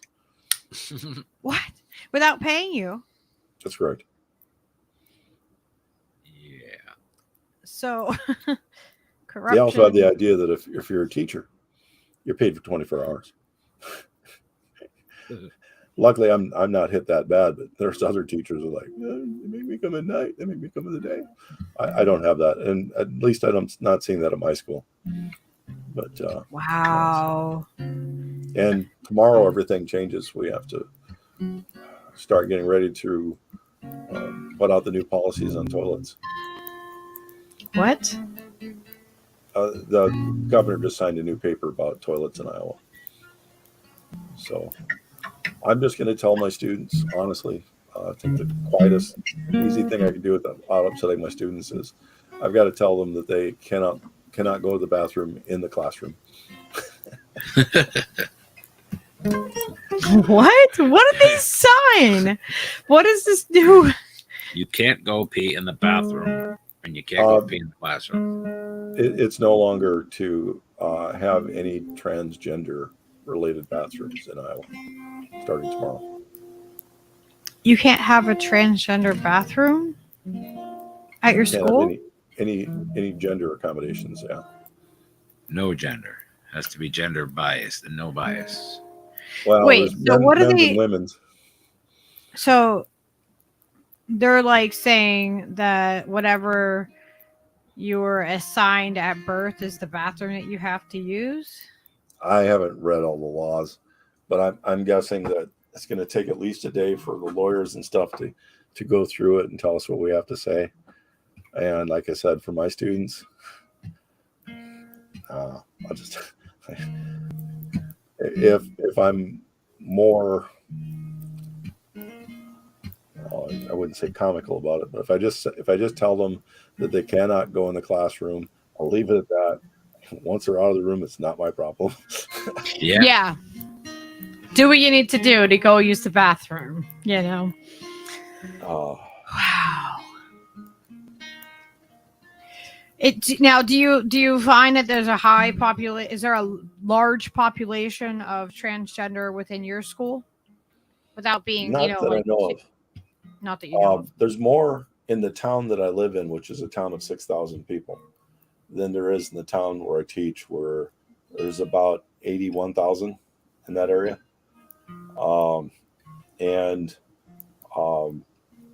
They're just, it seems to be like a community here where they found that they can get jobs and work here. So there are a bunch. And to me, seeing more than one in a town of 6,000, I thought was a statistical anomaly. If I see 6 or 7, I'm thinking, no, maybe they find it a really nice place to live. Right? Yeah. If you don't get a bunch of hate and stuff, why not? yeah, I mean, you want to go where you're going to be accepted, no matter what that is that you're looking to be accepted with. That's like if that's where you fit, that's where you fit. And the nature's perception of Iowa is, or not nature's, but the state's perception of Iowa is usually quite off. So whenever I hear that there's no blacks in Iowa, why did we have the things here when there's no blacks in Iowa? Iowa has a higher concentration of blacks than most states. The towns, like the town where I live, is a significant portion. So it's way over the 12% average. And but what happens is they'll see one farmer and a TV ad for corn, and they'll think about that. Also, as people come back from the military, a lot of them bring their spouses back that aren't white. And so you cannot drive down the street without seeing somebody who's not white. Right. And so that's common. And we're actually more diverse out here than most areas of the area around Chicago that I was at. So in the Chicago area, you'll see like ethnic concentration zones. And you don't see a lot of people exiting those zones.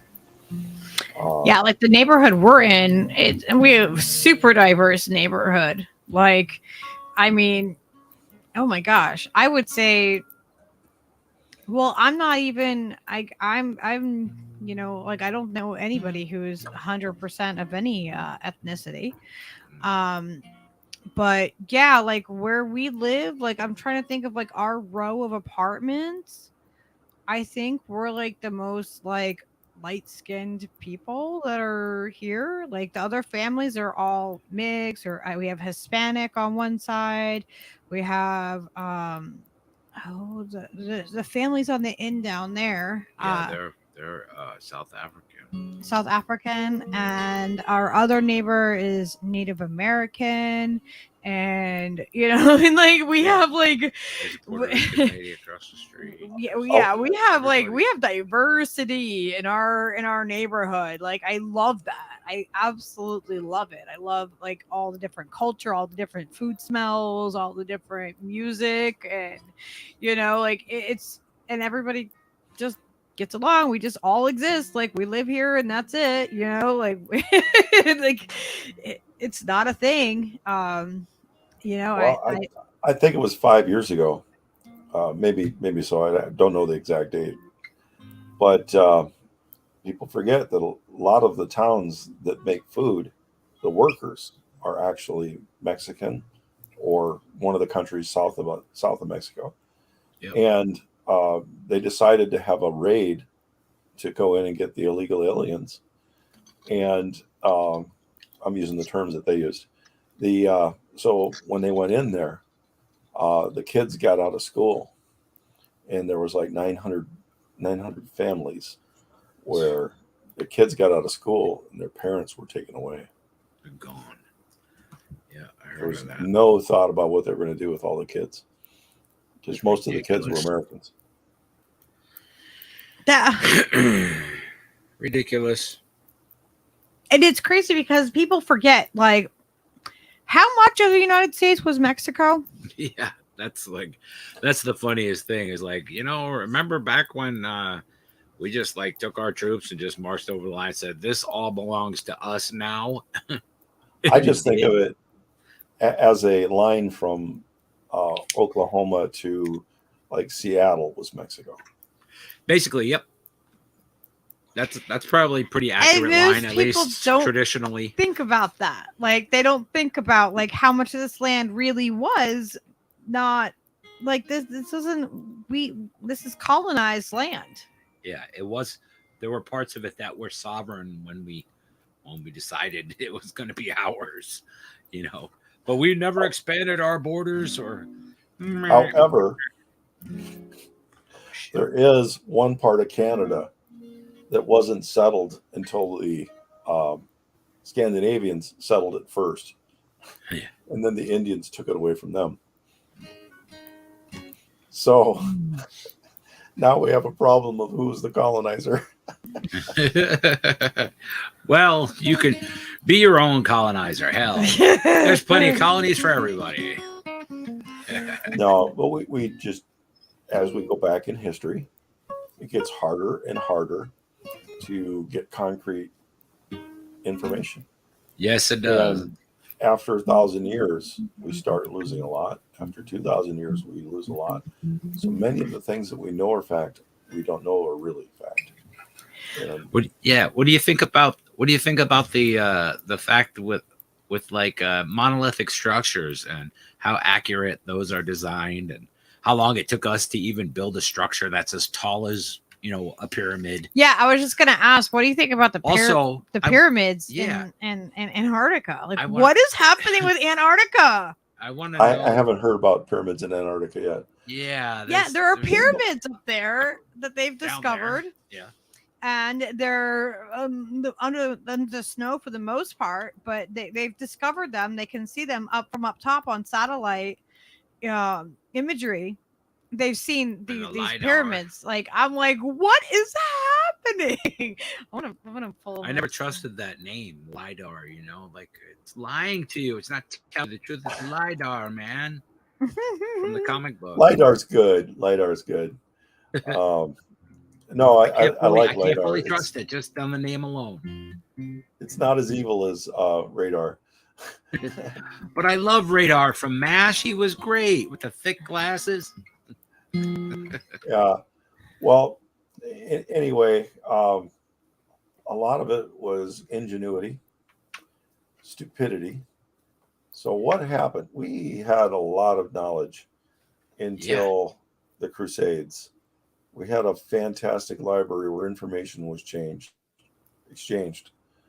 And all the books were burned, destroyed. All of the people that knew were killed. Before the library, I forgot what it was called, was destroyed, they were actually able to do surgery on an eye. They're able to do amputations and have people live. I I'm remember not saying reading they that could in high do. school.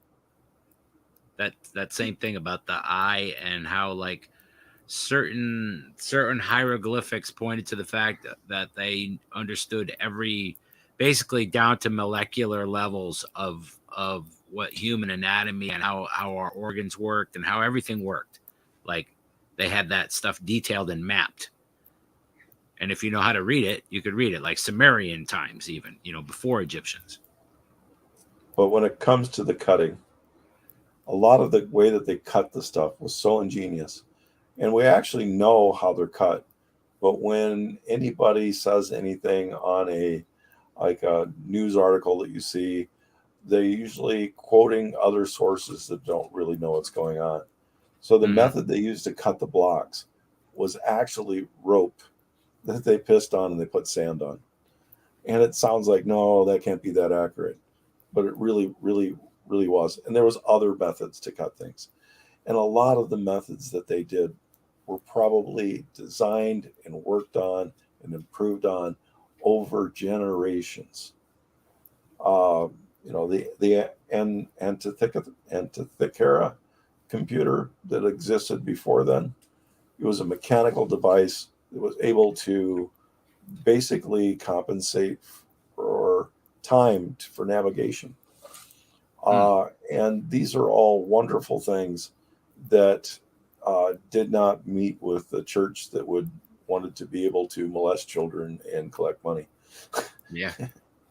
No, that's essentially, it seems like that's to blame to understand the kind of things that, like, just the sheer work involved in building things, monolithic structures and stuff like that in the mountains, and quarrying and doing all of these things that had to be done to manufacture these buildings that have lasted all this time, and these structures.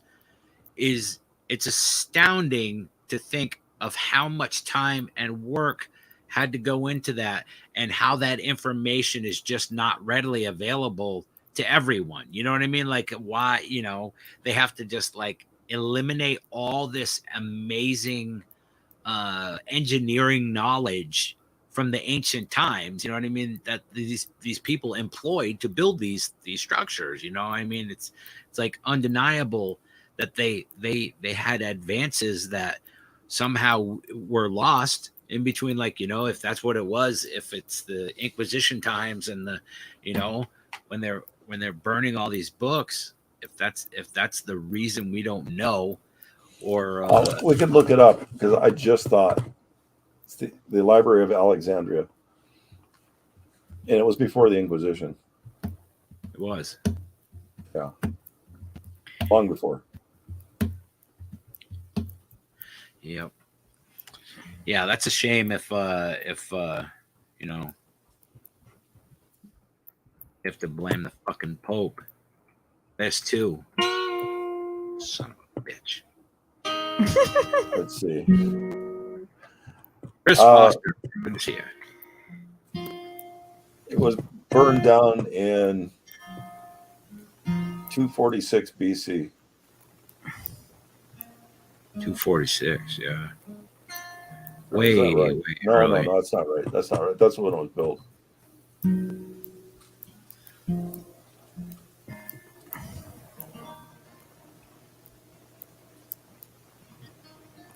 I just want to know when it was torn down. There are so many little pieces of information that would have been good. When it was burned, you want to know? Yeah, I want to know when it was burned.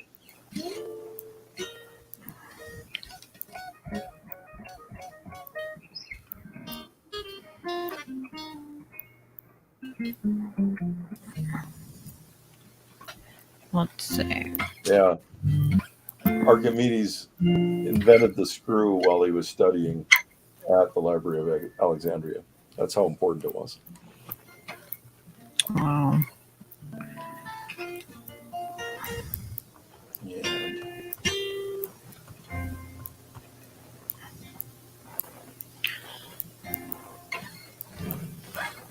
All right, let's see what this says. you'd think they'd find out when it burned.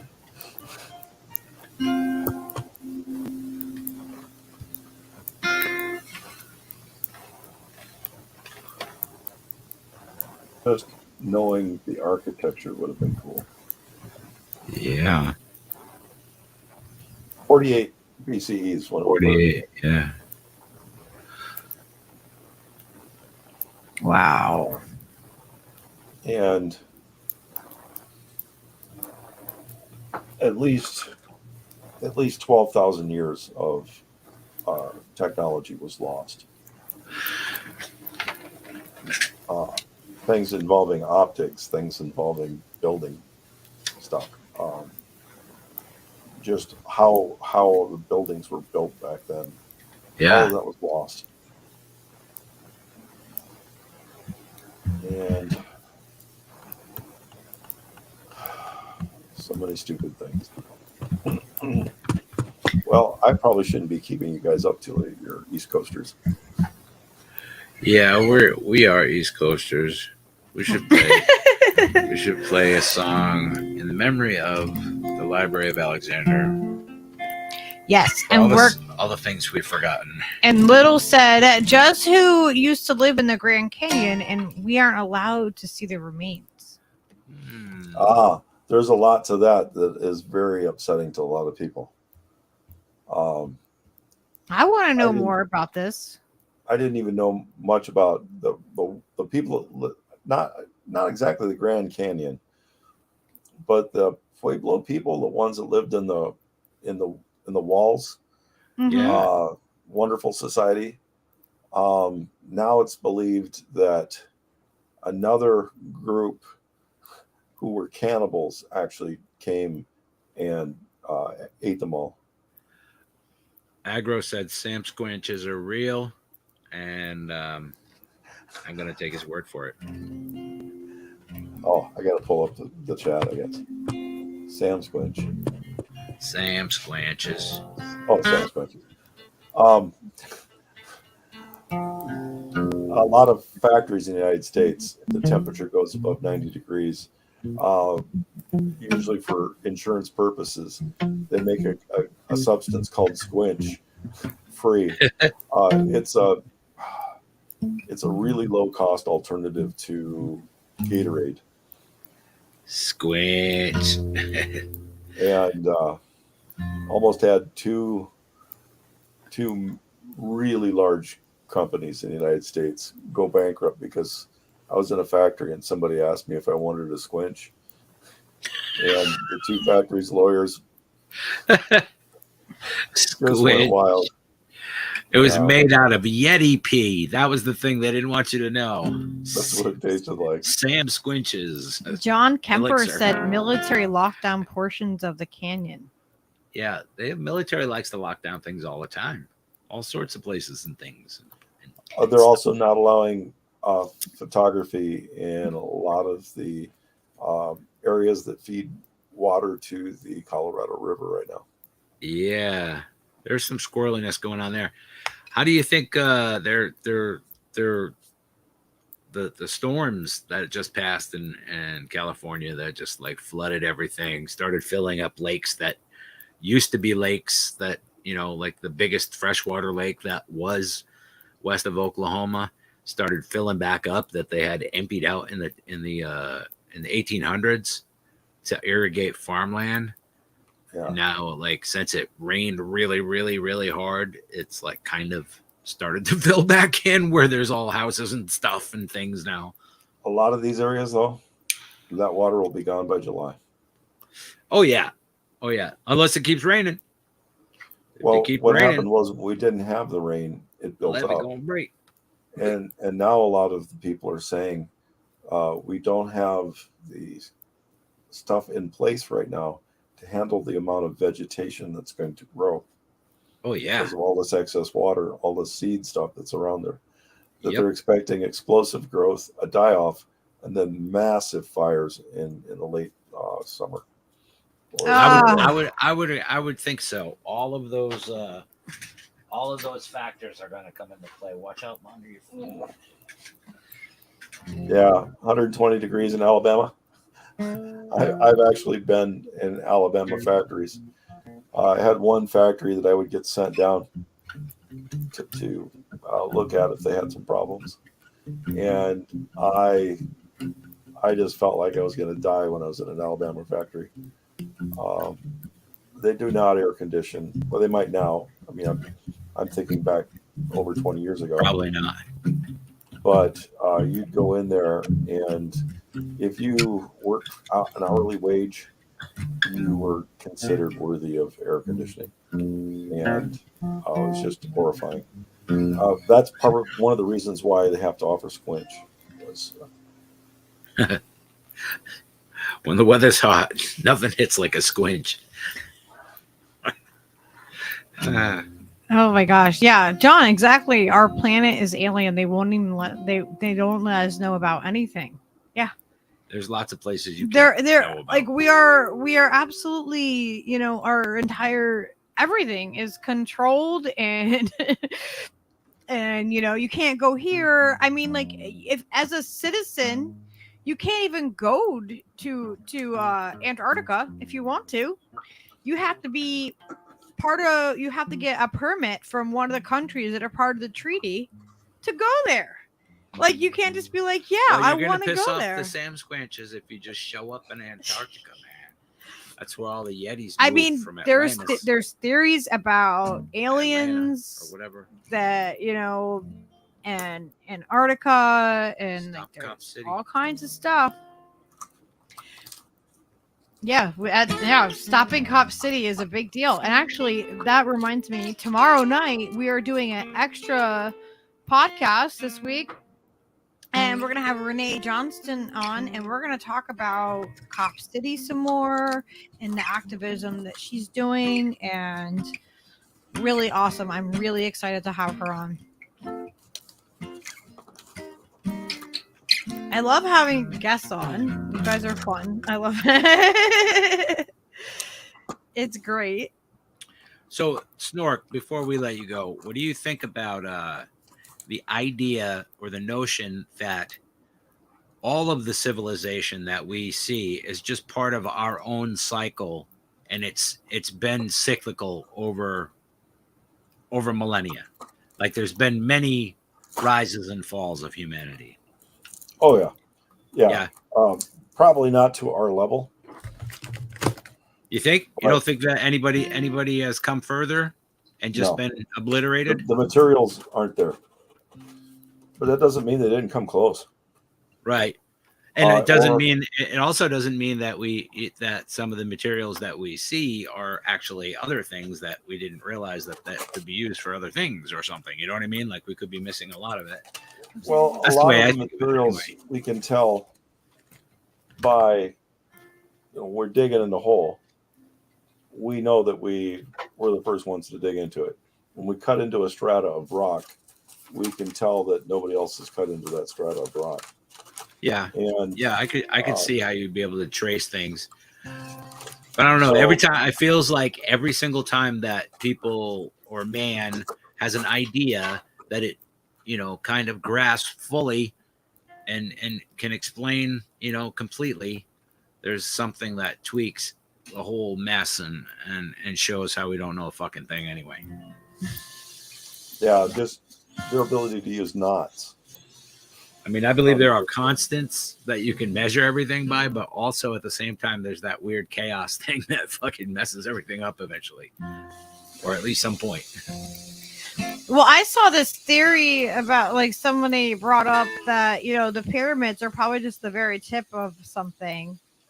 And they just, you know what I mean? Just like Stonehenge, like the stones go much deeper into the earth. Like we're only seeing the You pyramids only see the surface of the iceberg. that aren't popular down in Mexico are probably the most interesting. There's a lot of pyramids in Mexico that are not as the popular ones, like near Mexico City, where you can take a plane down to. Those are probably the most interesting ones there are. So I don't know anything about pyramids in the Arctic, but the area where the pyramids are in Mexico,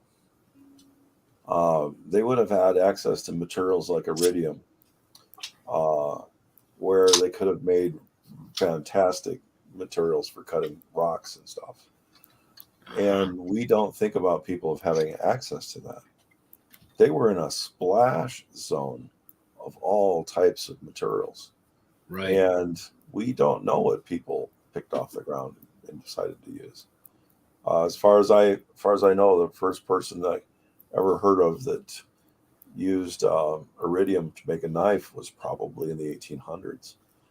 And then it was just out of place.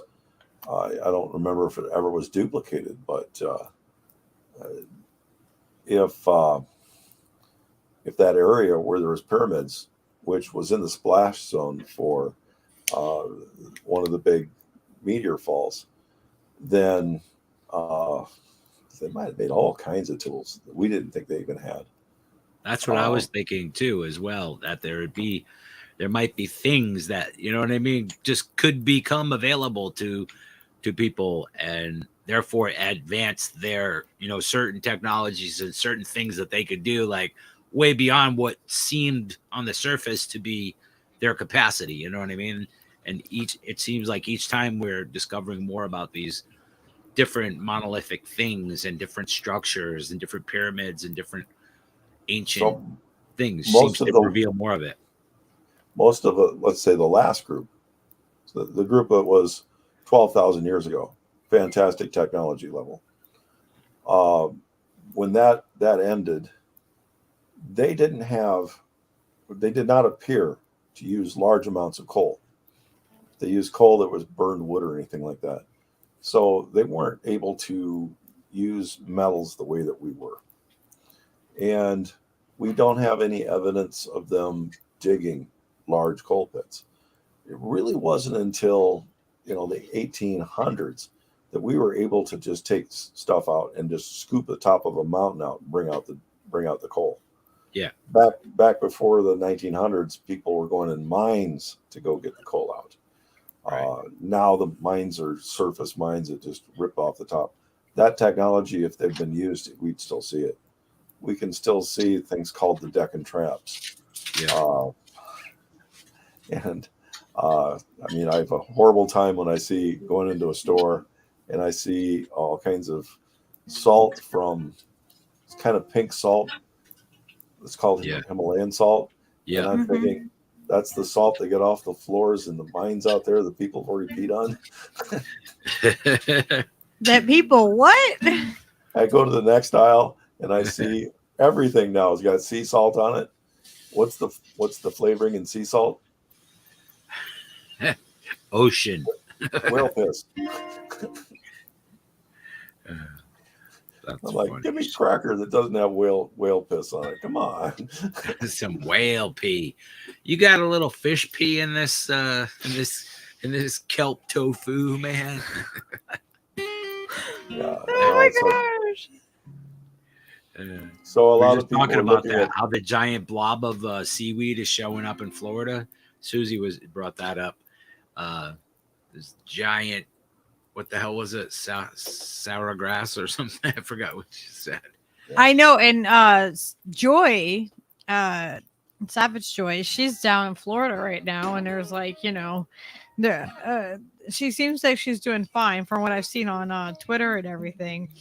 But there's like, you know, they're shutting down, they're putting like, you know, curfews on the city because things are going crazy down there and spring break, and then there's like a huge sea kelp thing like coming in, and like, oh my gosh, that's just crazy. Oh my gosh, Norman, you crack me up. Right. They're like, it's welcome.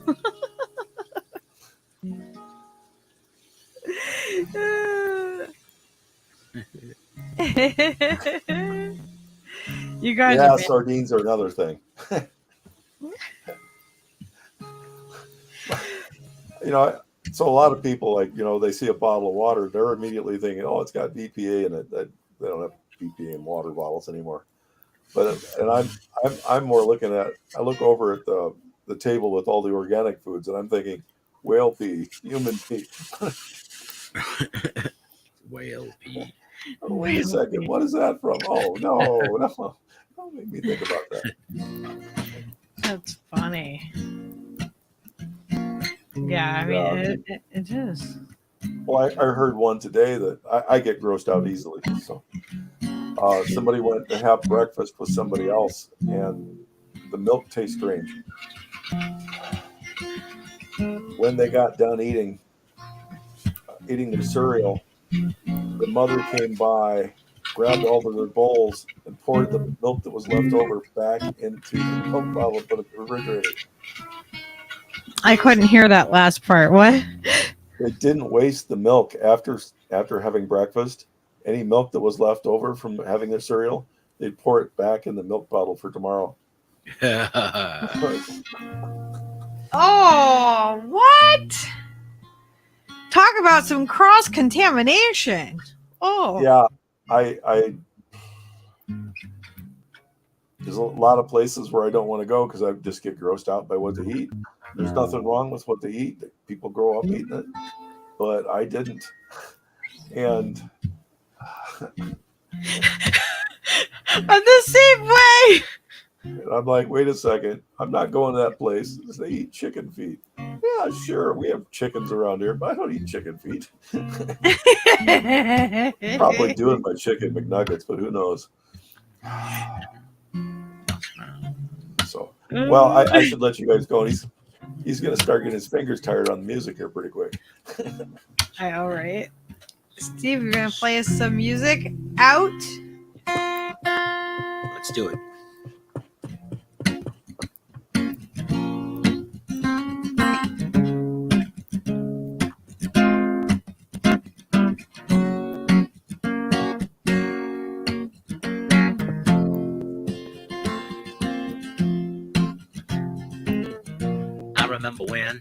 I remember when I lost my mind. There was something so pleasant about that place. Even your emotions had an echo in so much space. And when you're out there without a care, yes, I was out of touch. But it wasn't because I didn't know enough.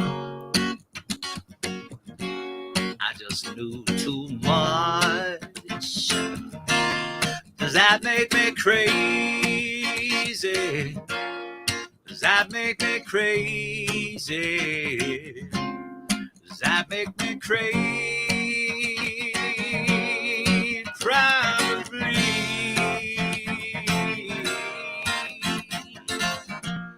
Now I hope you're having fun. Have the time of your life. But don't think twice. That's my only advice. Come on now. Who do you think you are? Ha ha ha. Bless your soul. You really think you're in control? Does that make me crazy? Does that make me crazy? Does that make me crazy? Probably.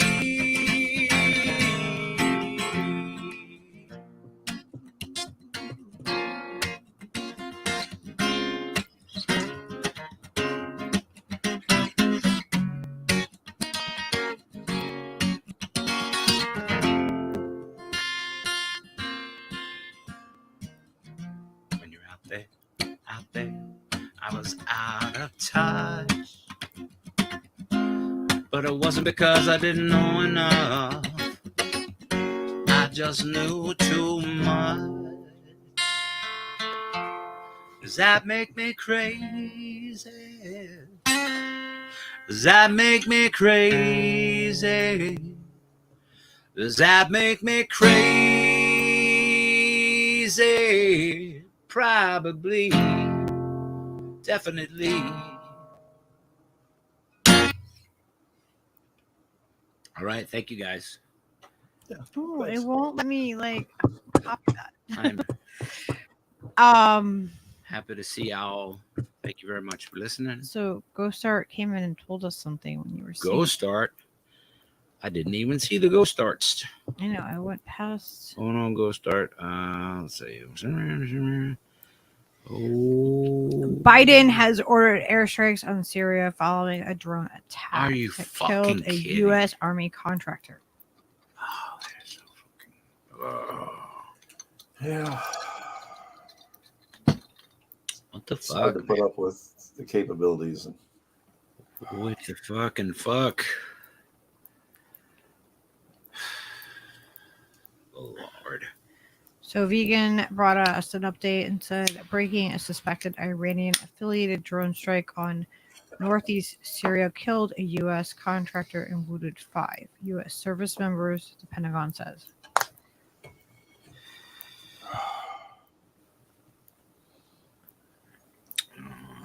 Man, what the fuck? We don't have enough war. Let's send money to Syria. Let's send let's not send money. You know what? Let's just send guns and bombs. We'll send all the money. We'll keep sending it to Ukraine. It'll be fine.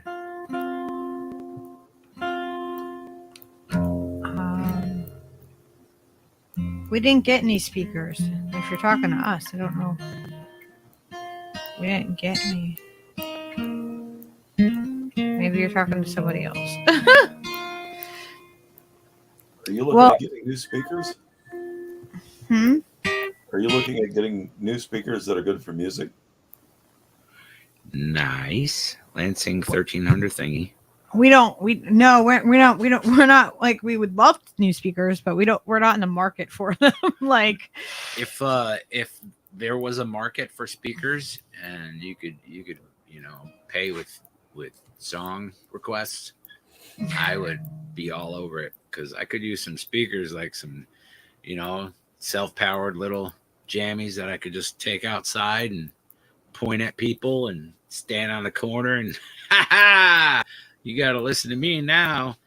and just busk everywhere. That's what I would do. There is a new type of speaker that is really high quality, really, really inexpensive. Doesn't have all the cost and complexity of the old cones. So like an $8 one is about the equivalent of one that's the old type with a cone of like $400. Like an $8 one could actually be that good. And then they sell what's called the driver, and you put it up to a piece of wood. So you got to find a nice piece of wood, actual wood, not fake wood. Right. So you could make yourself like a 2x4 foot speaker. Stick this on the back. For $100 you have a really nice speaker, maybe 50. What? Yeah, that's pretty badass idea. You should send us whatever We need you're talking the about. thing I need. Send us a link. I need to the it power. So we can see it. It has to be like a rechargeable thing. That's what I'm talking about. Something that I could just I could put it on the charger in the van on the way to the thing and jump out and have power for 12 hours or whatever. And 12 hours. That's what those new what is it? Mackie and JBL, Eon, they all have them. Most of the energy in the speaker is wasted in the cone. So I'm hoping that Elon Musk takes technology from his new motors. His new motors are fantastic, and they actually use that for these speaker drivers instead. If that's the case, because he's going to want good speakers in his car. So, yeah. I'll have to see if we can talk him into it. Yeah, give him a call. Give him a ring. Musicians need good stuff too. Have his people get in touch. Yeah. All right. I better let you go. All right. Well, where can anyone find you if they're looking for you besides here in our community? Yeah, just get in touch with you guys. I'm really hard to get in touch with. Okay. Thank you so much for coming on, Snork. It's always a fun surprise when you get to pop on. All right. Thank you. Bye. All right. Good night. All right, people. Well, thank you, everybody, for coming by. We appreciate We you. definitely appreciate you. Thank you, Snork and Andrew, our guests tonight. And like I said before, we have another guest coming tomorrow. We have Renee Johnston coming on.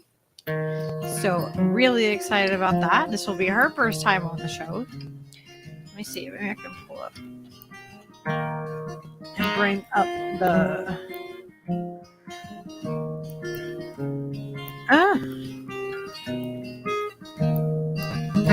You want to come say hi? Here. Come.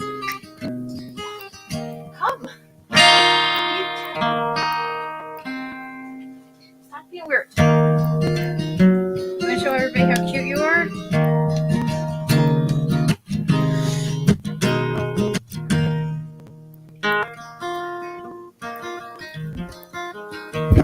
What? Did you guys see that action? No, you gotta put your hat on. That is adorable.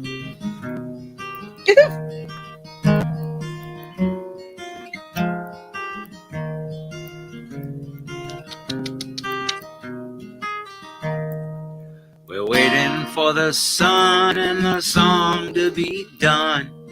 Writing down a melody of the days that have gone. We look toward tomorrow and the time moves along. You can be just what you wanna be. Don't wait too long. You can sing what you're gonna sing. You can sing your song.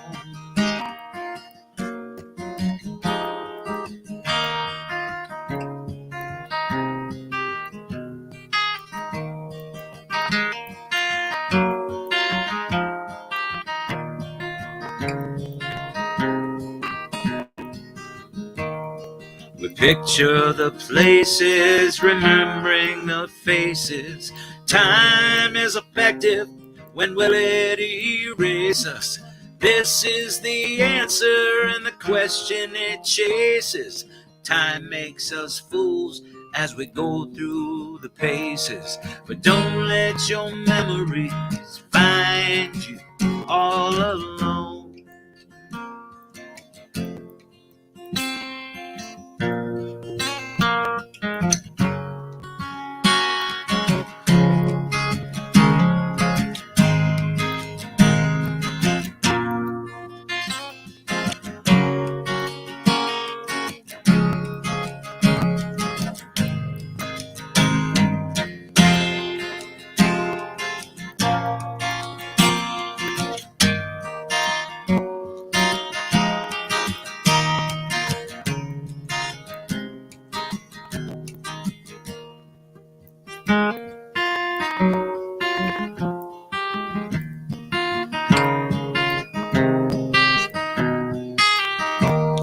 We're waiting for the sun and our songs to be sung, writing down the melodies of the days that have gone. We look toward tomorrow and the time just moves along. You can sing what you're gonna sing. You can sing your song. You can let the morning bring what it's gonna bring. Won't you sing along? Won't you sing along? Hey, hey, won't you sing?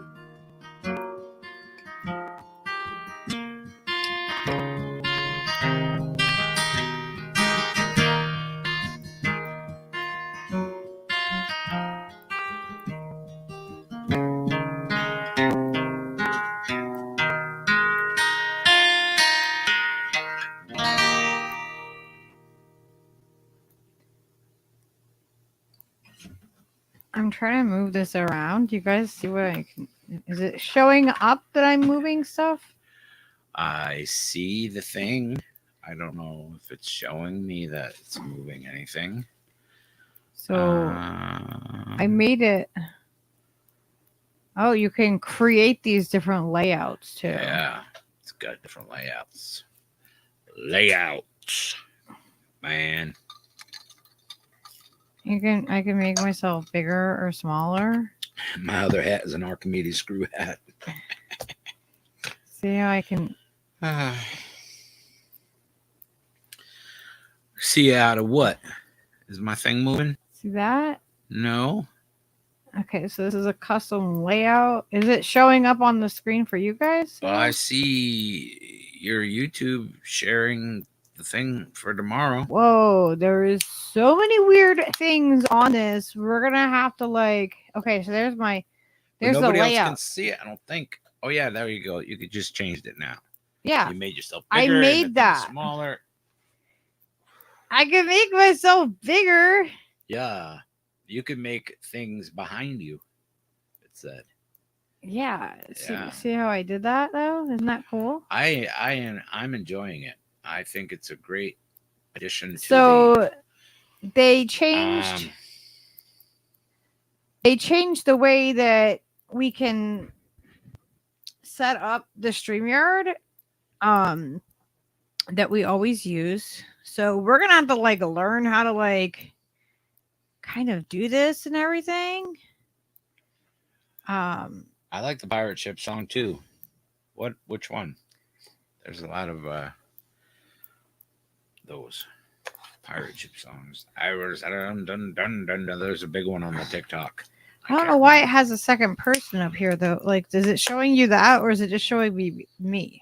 No, it's showing you moving around the thing, making it smaller, making you bigger, making it smaller, making you bigger.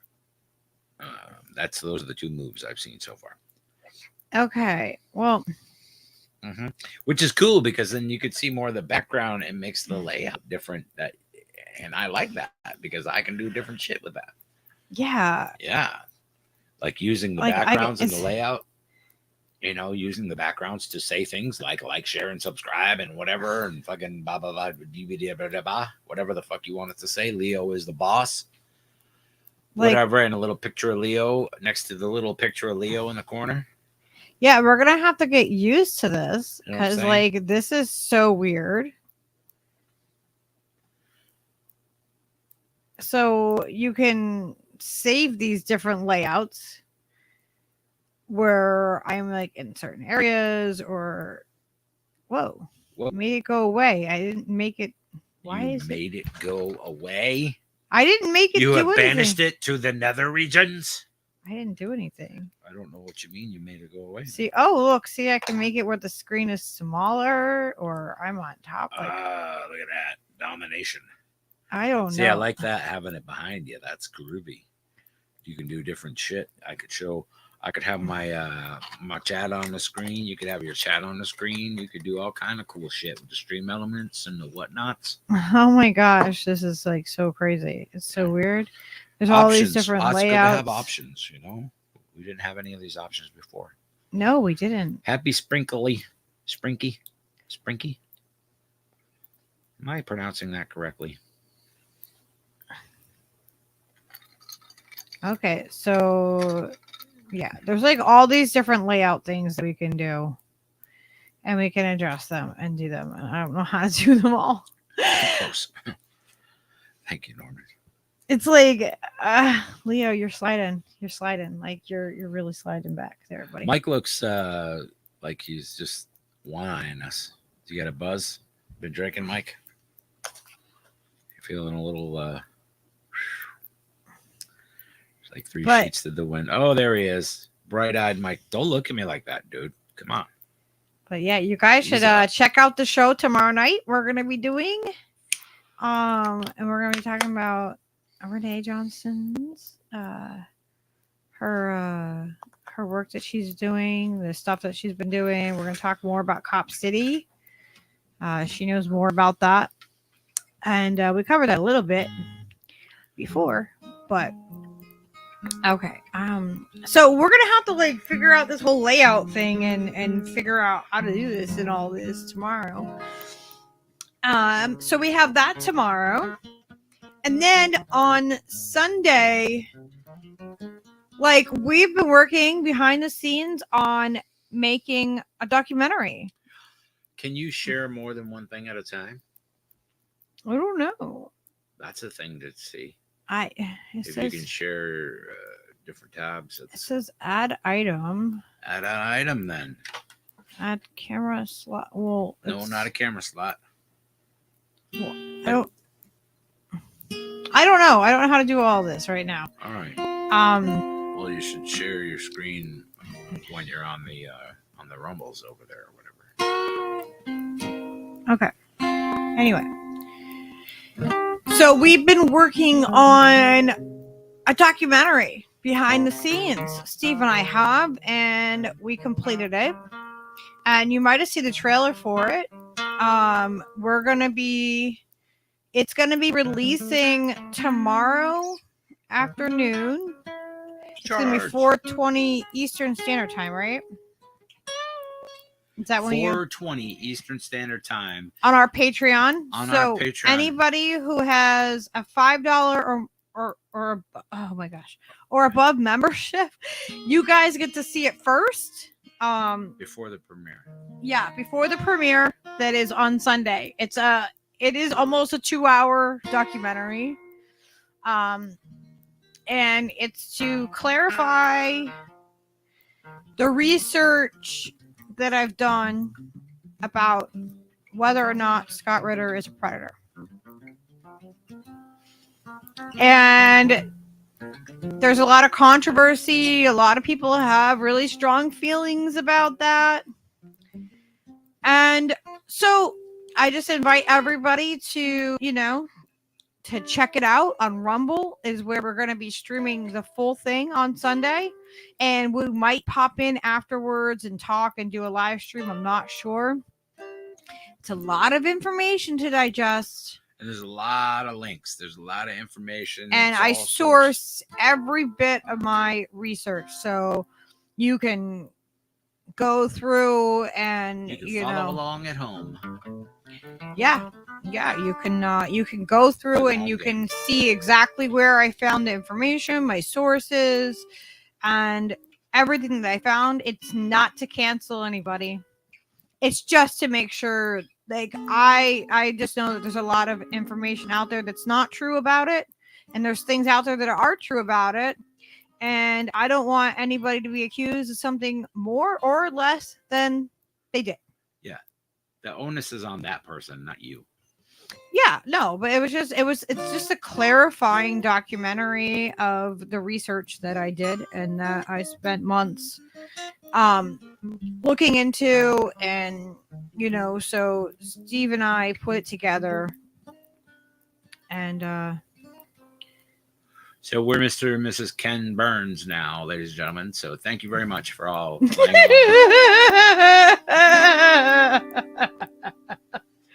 It was a lot of work. Mhm. It was a lot of work to put it together. Yes, That's not our legal name, though.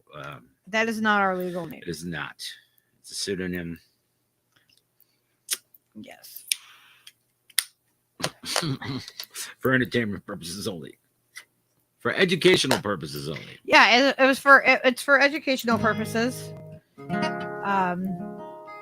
And we put a lot of time and effort into it, and I feel like it's important to have information out there that's true and that's factual. And I hadn't seen anything like this. I've seen a lot of people do opinions on it and how they feel about it. I, in no way, shape, or form, express my feelings about how I feel either way in a documentary. It's all just information. There's no, like, I'm not on it. Steve is not on it. The way that we're on it is, you'll see in some of the imagery that we use and stuff like that. You'll see our personality kind of come through that, and the little things like that. But other than that, we do not share our actual opinion on it. I want everybody to be able to come to their own conclusions of how they feel.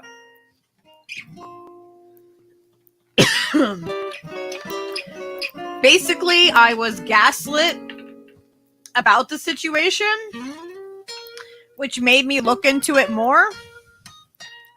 And when I looked into it more, I felt like there was enough for us to put it together so we could squash out some things.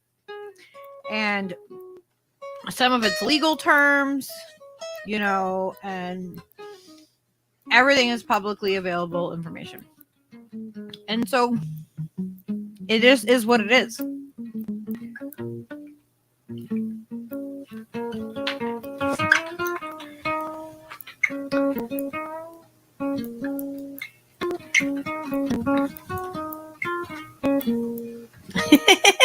Aggravated progressive said, I love the burns.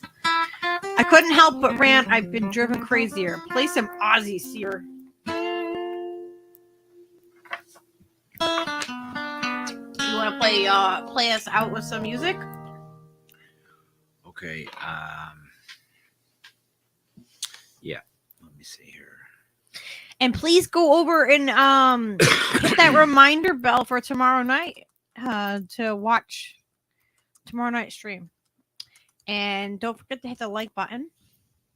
And if you want to help support us, there's links below. I don't know where all the links went. Like, there was links. There was links for what? Like, I had all the links and everything on one thing. And now I don't see them. But you can find us, the store, you can find at luckyburrito.indiemade.com. That really helps us out. It helps us stay afloat. It feels good to have people out in the world having things that I created. Times have changed and times are strange. Here I come, but I ain't the same. Mama, I'm coming home. Time's gone by, seem to be. You could have been a better friend to me. Mama, I'm coming home. You took me in and you drove me out. Yeah, you had me hypnotized. 'Cause we found and turned around with a fire in your eyes. You made me cry, you told me lies, but I can't stand to say goodbye. Mama, I'm coming home. Well, I could be right, I could be wrong. It hurts so bad, it's been so long. Mama, I'm coming home. Selfish love, we're both alone. Right before you fall, yeah. I'm gonna take this heart of stone. I just got to have it all. I see your face 100 times, and every day we've been apart. And I don't care about the sunshine, yeah. 'Cause mama, mama, I'm coming home.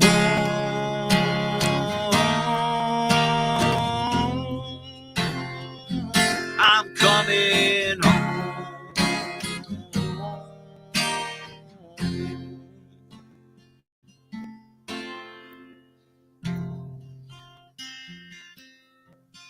Well, you took me in, you drove me out, you had me hypnotized, yeah. Lost and found and turned around by the fire in your eyes. And I seen your face 1,000 times, and every day we've been apart. And I don't care about the sunshine, yeah. 'Cause mama, mama, I'm coming home.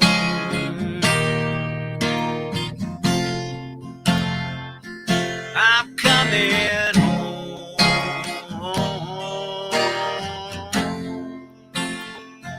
I'm coming home. I'm coming home.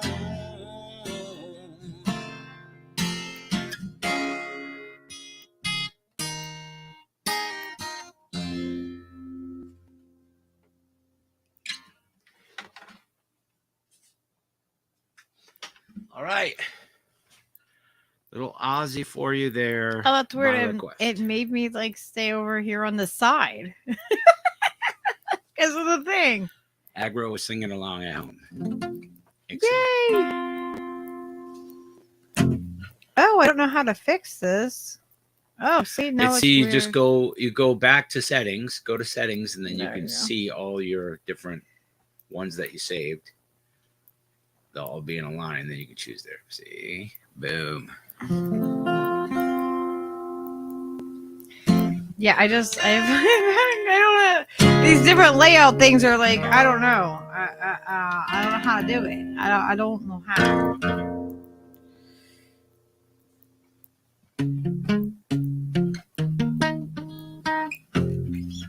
All right. Thank you, everybody. Thank you very much. Ozzy, thanks you. Sharon. All right, everybody. Thank you so much. I hope that you'll be with us tomorrow night, and I hope that you'll come and watch the documentary with us on Sunday. And I'm sure that we'll be back between then and then or something. We'll be back. We love you guys. Peace out, Girl Scouts. Good night.